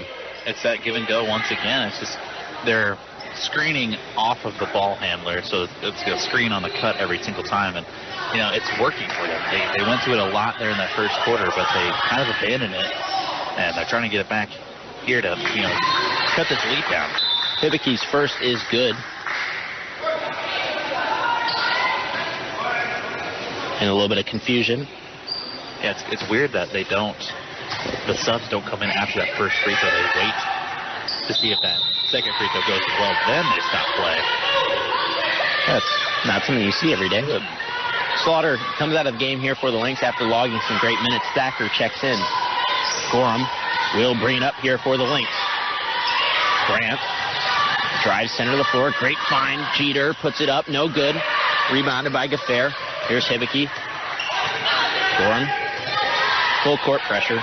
Lopez now, right wing, guarded by Grant. Lopez. Hibiki, center of the floor. Over to Kelly. Hibiki, nice roll to the basket. She misses. Rebounded by Gorham. Gorham will push it up the left side now. Moves center of the floor. Hesitation, puts it up. Gets a little contact. Can't get it to go in the double clutch, but gets fouled, and she'll go to the line. That was a good take there from Gorham. We cannot get those and ones to fall. I think we got maybe one in the game, but it has been in and out every single time we get fouled. But the open layups don't go in really at all. They're very lopsided shots, but every time we get fouled, it seems like the ball is so much closer to the basket.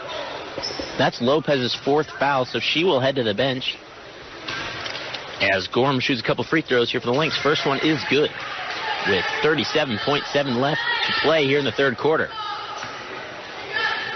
Both teams in the bonus, so any foul that occurs in this last little bit of the third quarter will send them to the line.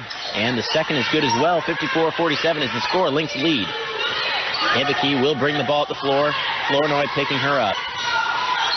Hibiki can pick a screen on either side she goes to. Gets one from Gaffair. She gets it to Gaffair, center of the floor. Thacker guarding. Gaffair drives right, gets past Thacker, puts up a layup. No good. Rebounded by Gula. She puts it up off the bottom of the backboard and out of bounds. It was a great offensive rebound there from Gula. Just getting another possession here for Trinity International. Sheblo will take it out of bounds here for the Trojans with 18 seconds to play. Shot clock is turned off. Gula tries to take Jeter baseline, puts it up and in. And the Lynx will get a chance for a last shot with 10 seconds to play. Grant will bring it up the floor. He races up, crosses over, kicks out, finds Jeter. Gorham thought about a three, drives instead, realizing the time, gets to Jeter, hits it, and the buzzer will sound as this ends the third quarter of Lady Lynx basketball. It's 54-49, and we will take a break. You're listening to Lady Lynx basketball on WLNX.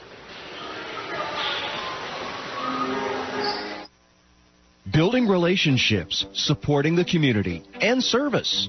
These are the things Country Financial stands for. More than just an office you pass by driving through town. Neighbors who lend a helping hand and support the fabric of our community. Contact your local Country Financial representative, Michelle Bauer, today at 211 South Main in Lincoln. Call 217-735-9705 to talk about the things that are important to you and how we can help you protect them. And welcome back to the Van Dixhorn Arena in Deerfield, Illinois, home of the Trinity International Trojans, as the Lady Lynx are about to start their fourth quarter of action. 54-49 is the score. Lynx leading. Adam, we just wrapped up the third quarter. What were some positives here for the Lynx? We played really well without Montero on the floor. The rebounding was a little shaky, but without Yanka on the floor for Trinity National, they don't really have that many other good rebounders. They're a good team rebounding team, but no one's really going to kill us in the glass other than Yanka individually. So I think she just checked in to start this fourth quarter, so we're going to have to do a good job boxing her out and just create some havoc in the backcourt. I think it's time that we start pulling away from this one, get some skills in the backcourt, get some easy layups. I think we'll be just fine. Gorham's been picking up the ball handler pretty much full court for this entire second half. A little bit of a delay of game, and counting has started And that's a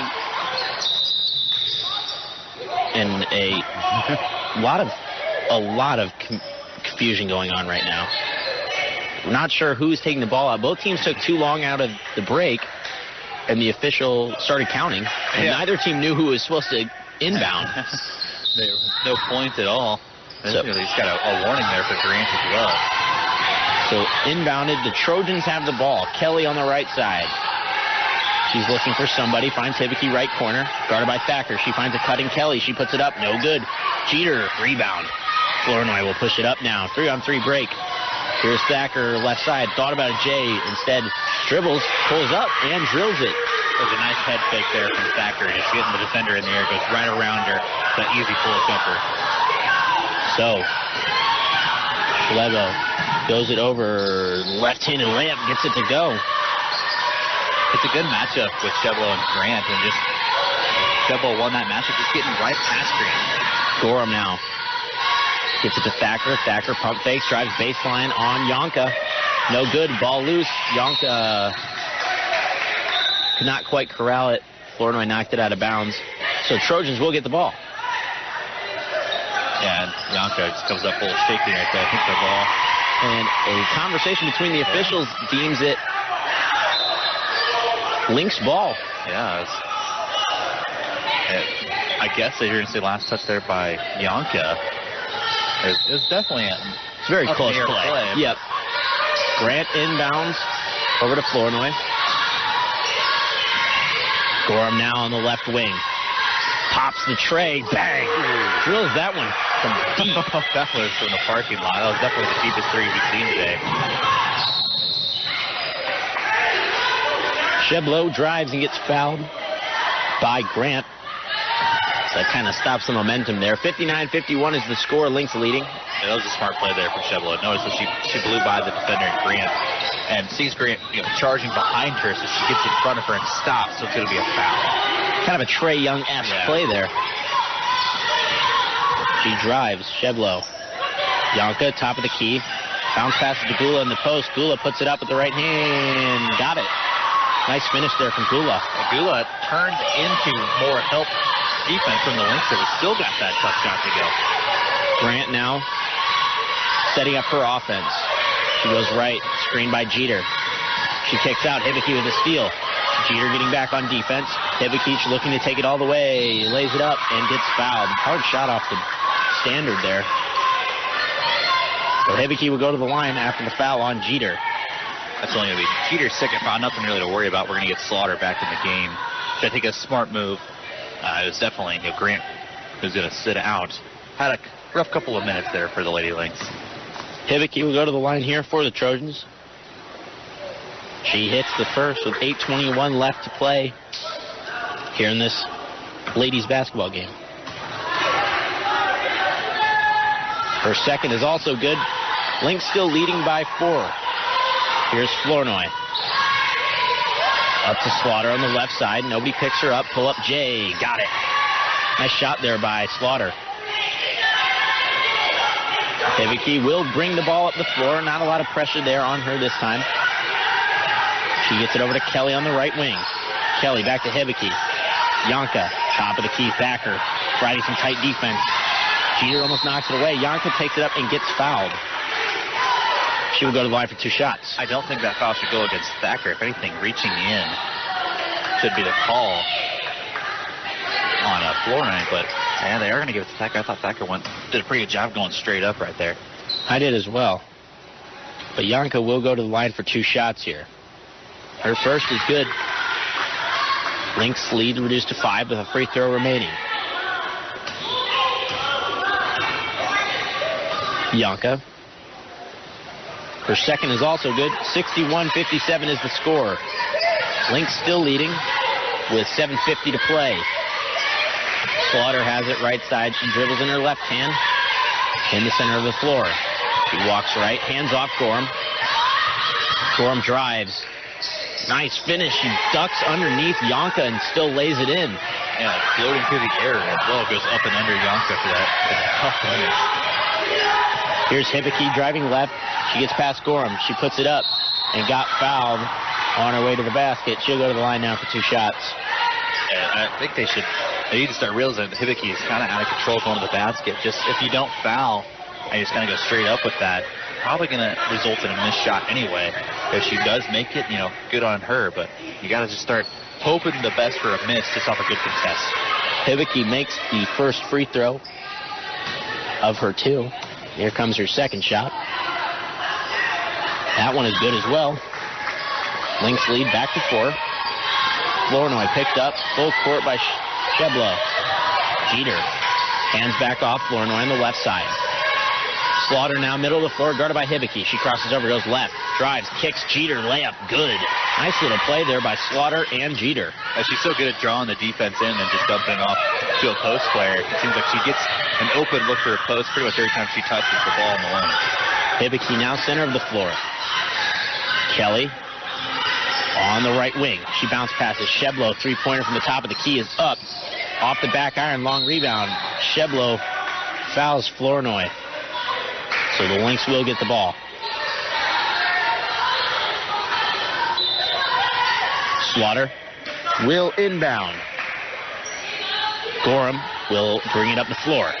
65-59 is the score with 6:45 left to play here in the fourth quarter. Lynx hanging on to a lead.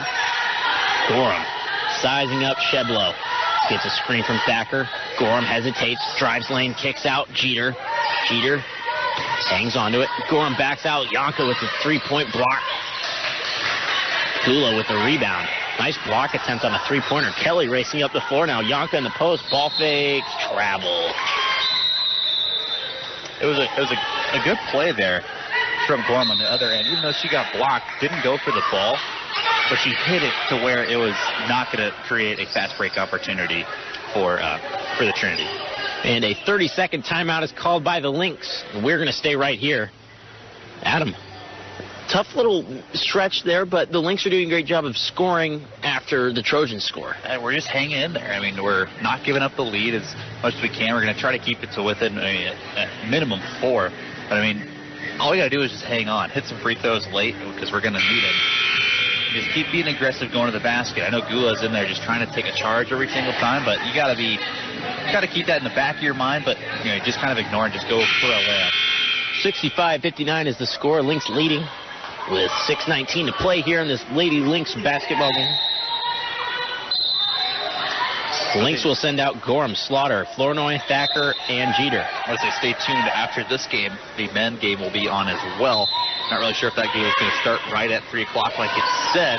Probably closer to 3:15, 3:30 to that men's game.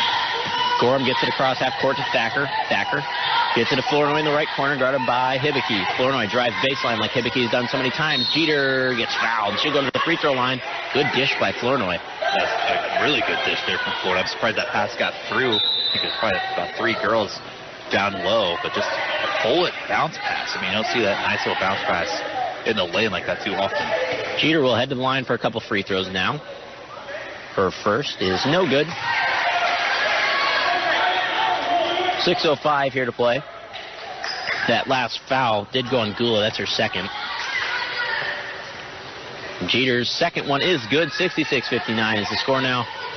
Lynx lead. Here is Hibiki, the point guard. Bringing up the floor here for the Trojans. Get the screen. Hands off for Lopez. Lopez with 4 fouls, goes left. Sheblo, left wing, ball fakes, get past Flournoy. Left-handed layup, nice little move there. They're a little disappointed there in Thacker. No real contest there on the lane. Just decided to let Sheblo have that layup. Gorham drives left. Gets it to Slaughter. Slaughter gets past Sheblo. Euro step, lays it in left-handed. Can't quite get it to go. Jeter knocks it loose. But the Trojans have it. Sheblo all alone. Left-handed layup is good. 66-63 is the score now. Lynx still up with 5:17 to play here in the fourth quarter. Gorham on the right side, guarded by Lopez. Gets it across. Thacker. And a timeout taken by Coach Crawford. Probably a smart timeout there, Adam. Yeah, it's going to take a timeout, so we're going to take a timeout as well as the Lady Lynx basketball on 89X. Benefits of quitting tobacco begin within 20 minutes. Within 24 hours, your chance of a heart attack decreases. Whether it is smoking, vaping, or chewing tobacco, we know it is hard to quit. Let Abraham Lincoln Memorial Hospital help. we are offering free one-on-one sessions with our on-site specialists to help you quit tobacco products. Yes, quitting tobacco can be a challenge, but it's one of the best things you can do for your health. Quitters always win, and you can too. Call 217-605-5111 for more information. And welcome back to Deerfield, Illinois, where the Lady Lynx are holding on to a 66-63 lead over the Trinity International Trojans. Gorham has the ball. About 5 minutes to play here in the fourth quarter. Montero backing down Gula. She has it in the post. She puts it up over Gula. No good. Yakna up the floor. Hibiki all on her own. Thacker gets back on D. Free throw line. No good. But Yakna gets the offensive touch and still finishes. 66-65 now is the score. Lynx all the way up by 1. They've seen their lead dwindle in these past couple minutes. Gorham gets out. Slaughter thought about a 3. And a great foul call there as Gorham set its screen and Hibiki just ran right through her. Yeah, it was a smart play there from Gorham. Just, notice that she's going to take that screen very hard, so just get an easy foul. And you talked about it earlier. On that last possession, the Lynx kind of just let Hibiki go to the lane. She's a little out of control, like you said. Slaughter will inbound for the Lynx. Gets it in Montero. She's back in the game. Thacker thought about a 3. Drives baseline. Jump pass to Slaughter, but no good. Sheblo knocks it out of bounds. Stays with the Lynx. Yeah, only 13 seconds here on the shot clock. So we gotta get a good possession here. Don't want to just waste too much clock here. Gorham dribbles right. Fakes. Goes left. Jump shot. Good. That pull-up J is just money for her. Yes, definitely. It's kind of unguardable. She jumps so high on her jump shots that it's kind of unblockable as well. Lopez now center of the floor. She can choose her side of the screen. Gula sets the 1. She has it on the high post. Tough turnaround shot from Yonka, and she got it. Yeah, it's tough there for Montero with 4 fouls. Doesn't want to pick up that 5th. Lynx still up 1. Slaughter walks it up the floor for the Lynx. With 3:45 to play. She fakes left. She stops. Pull up 3 from the top of the key is good. Nice shot from Slaughter. It was definitely a high-risk, high-reward opportunity there from Slaughter. She makes the best of it, though, with 3. Schlebo has it center of the floor, calling for a screen from Yonka. 3-pointer from Schlebko. No good. Montero tracks down the rebound. Flournoy up the floor. She hands it off Gorham. Gorham will hold and slow things down.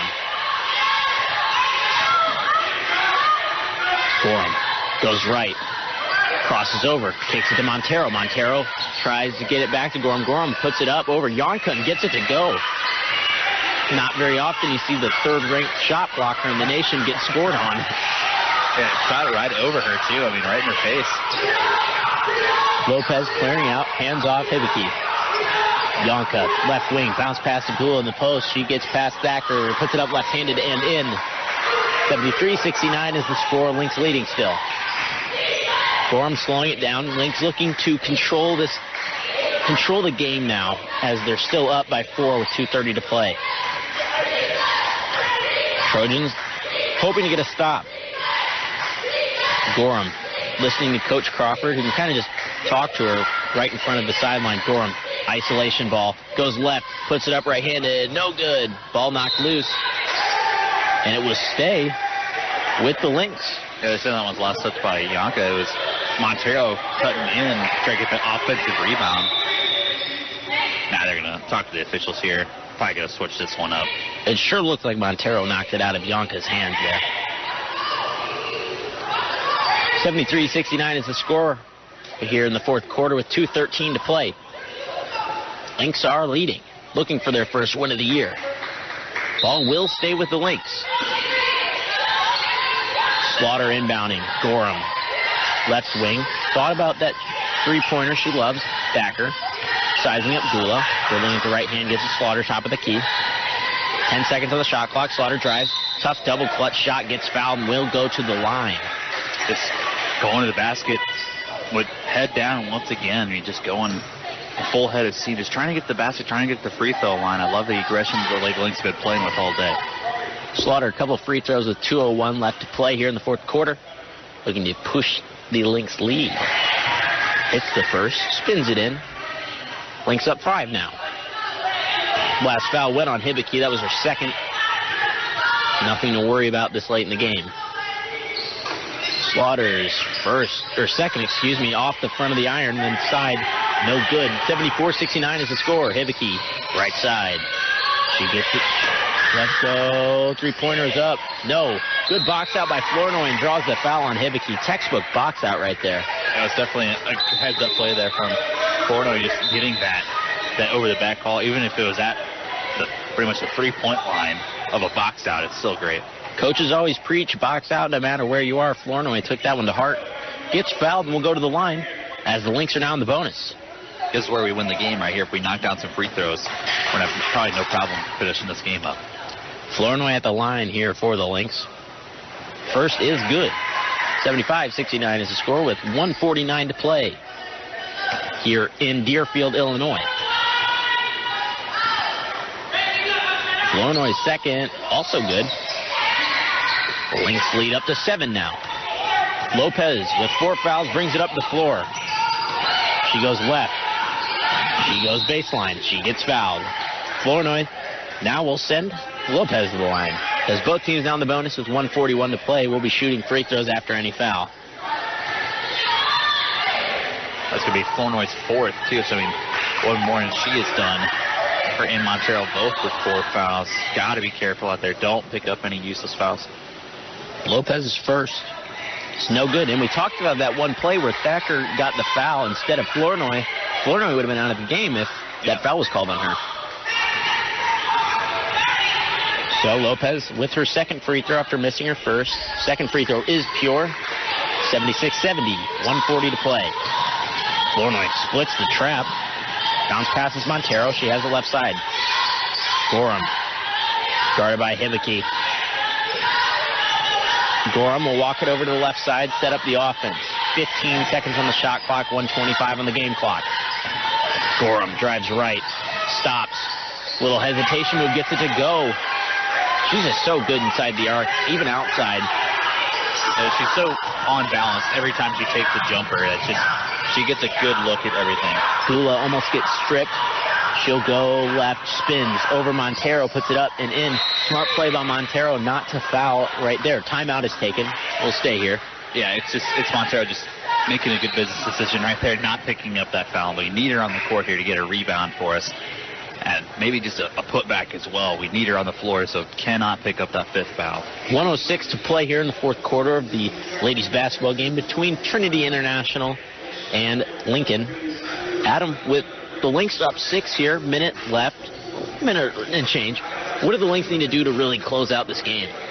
Hit some free throws. I think keep getting the ball into Gorham. I think that little isolation is working. It's taking a lot of time off the clock as well. So, get it into Gorham, see if she can, create for herself. And if not, try to get to the free throw line. 78-72 the score. Lynx leading. Hoping to hold on for their first win of the year and their first conference win. Thacker will inbound, being told she does have the baseline to run if she needs it. Slaughter goes through her hands. Steal by the Trojans ball. Missed layup, and Slaughter has it now. Running the other way, she gets trapped on the sideline. Looking to find somebody, triple teamed. And a good timeout taken by Coach Crawford. About catastrophic there for the Lynx. The inbound steal, luckily, Shevla couldn't make that layup, or else, that would have just been another 4-point game, and then we about turned it over once again after the missed shot. So, definitely dodged a few bullets right there. Yeah, that was just a crazy sequence of events. The pass went through Slaughter's hands on the inbounds, and then Shevla, like you said, just missed an open layup. And we've seen that a couple of times now with missed open layups. Is that kind of why this game is where it is? Yeah, it's a very low, not really low-scoring game with 78-72, but I could easily see this game being in the 90s if we hit some open layups and more of those open looks from 3 have gone down for us. It's been a lid on the rim pretty much the whole game. Yeah, both teams not really shooting the jump shots from at least outside of the arc. We've seen a couple of threes from Gorham And Sheblo herself has hit some. Yeah, I mean, only 5 attempts there for Trinity in that first half, and at 40%. I mean, for the Lynx, we're 22% in that first half from 3. We're definitely shooting a little better here in the second half, but we haven't taken as many. So, down into crunch time now. Lynx are leading 78-72. As my partner Adam Hoffman has said, I'm Spencer Davis. Lynx will send out Thacker Gorham, Flournoy, Slaughter, and Montero with 54.7 seconds to play. Thacker looking for somebody, gets it to Gorham. Sheblo will foul. That's a great foul there with almost no time elapsing. Yeah, no time pretty much coming off the clock as well. Maybe like 0.9 coming off the clock. It was a very, very quick foul there for Sheblo. So Gorham will go to the line for a couple free throws. Both teams in the bonus. That was Sheblo's 4th foul. Yeah, it's got to be careful. She can't pick up any more fouls. That's the main ball handler for Trinity International. Gorham with a pure free throw. And she looks to replicate that with her second. Her second just as pure. Lynx up 8. And a timeout taken by the Trojans. And we will stay here. With 53.6 seconds left, Lynx up 80-72. Adam, just a great game for the Lynx. Yeah, it's been a really good game. Like I said, last game that we played was not a bad game for us. It was just, it happened to come on, 7 made threes in the first quarter for the other team. Because we got off to a really rough start in that first quarter against Cardinal Stritch, but we're playing pretty much kind of the same basketball in this game, and we're winning this one. Yeah, and the Lynx put up 78 in their last game. Autumn Gorham, I think, is the standout again. After a 22-point performance in her first game as a Lynx, she's coming out on fire again today. Yeah, it's definitely her with Montero being in foul trouble, Bankole being in foul trouble. She's had to really take that scoring load and really just push this game as far. The biggest lead that we've had for the ball game is because of her. Lynx up 8, about 50 seconds to play. We're just coming out of a timeout. Both teams discussing strategy. Neither team is left with timeouts, so that'll be interesting to see how traps will be handled, because there's no escape. Whereas one could say no easy way out. Yeah, we just got to hope for a missed shot right here and a rebound, and the game's pretty much over if we can get a missed shot or a turnover. Waiting on the game clock to reset. Here's 53.6 seconds left. Lopez will inbound for the Trojans. She finds Hibiki in the right corner. She's looking to get it in the post. Gula out of her range. And now Flournoy has it. She gets it to Slaughter on the break. Slaughter will just slow down and gets fouled by Yonka. So she will go to the line for a couple free throws. Once again, this is where we win the game right here. It's with some free throws. Chance to make it a 10-point ball game. We Slaughter at the line. Yonka picks up her 3rd foul there. Nothing to really worry about. Slaughter, her first is clean. With 43.6 seconds left. Lynx looking to close this one down. And her second is front iron and backboard and in. Lead pushed to 10 now. Great spot to be in for the Lady Lynx. Up the sideline, Hibiki right corner, 3-pointers up. Got that one with 37 seconds left. Gorham will get the inbounds. She's just waiting to get fouled. One would assume it comes soon. Gorham picks up her dribble, 4-court pass, tip. Thacker has it. Thacker puts up a layup, gets fouled. That was kind of a dangerous foul there as Thacker was in the shooting motion. She'll go to the line for 2 no matter what. She shouldn't have shot it. She shouldn't have tried to shoot it. I would have just been giving the ball pretty much back to their team if she makes it or not. I mean, we're going to try to take out as much clock as we can. But I mean, she does get fouled in the process, so I guess it is a positive. Big time 3 by Hibiki reduces the lead to 7, but Thacker will look to push that lead back up. She gets the first, extending the lead to 8 with 27.2 left. That was Hibiki's 4th foul there. Thacker's second is also good. Lead up to 9. Lopez will bring it up the floor. A little slow there for being down 9. Lopez, one-handed pass. Hibiki puts up a 3 from the top of the key. Front iron, no good. Ball loose. Gula, offensive rebound. She puts it up left hand. Good. 13 seconds left. Montero, baseball pass to Slaughter. And she gets fouled right around half court. And she will head to the free throw line. Lynx have done a great job of really hitting their free throws down the stretch here with up 7 with 11.7 left. That's a great spot to be in. Yeah, we're just trying to close this game out. We've been doing a great job of hitting some free throws here. Just need 2 more here, pretty much ice this game. Slaughter's first is good. And that one kind of seals the game, in my opinion, with 11.7 left, unless barring something miraculous. Yeah, definitely going to have to take a miracle here for Trinity. Second one is also good. Slaughter now has demonstrated that she likes to keep it interesting on the second free throw, but gets both of the second ones to go on her last 2 trips. Lopez pushing it up. Left hand. Kicks back Gula. Thought about a 3, jump stops. Hibiki at the buzzer. Spins out, no good. And the Lady Lynx secure their first win of the year, 86-77 here in Deerfield. Great game just all around. Adam, what was the highlight? I mean, really just, knocking down free throws at the end there to really ice this game is a great first win for us. First conference win of the season. First win of the season for the Lady Lynx. Definitely well needed and well deserved in this ball game today. Lynx just did a great job of handling the ball. The 2 turnovers only at halftime was outstanding. Just a great game played all around. Adam, anything else? Yeah, it's a great win for these Lady Lynx, and they're looking to get another win on Wednesday. Our next broadcast of Lincoln College basketball will be on Wednesday, January 20th, when the women's team takes on Governor State at home. That broadcast will air on LCTV, and that broadcast time is at 5:30. On behalf of the entire crew and my broadcast partner, Spencer Davis, this is Adam Hoffman. Thank you for joining us, and we will see you in about 20 minutes or so for the men's game, so stay tuned for that. The beginning of a new chapter in Lincoln College basketball. Romine puts it up and it's good! Lakes win! Lakes win! Lakes win!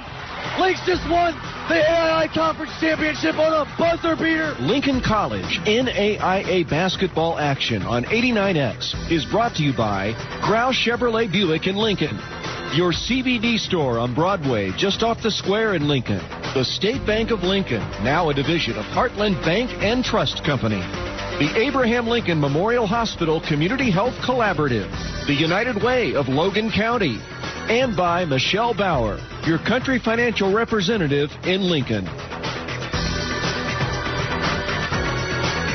This is 89X WLNX Lincoln, a Lincoln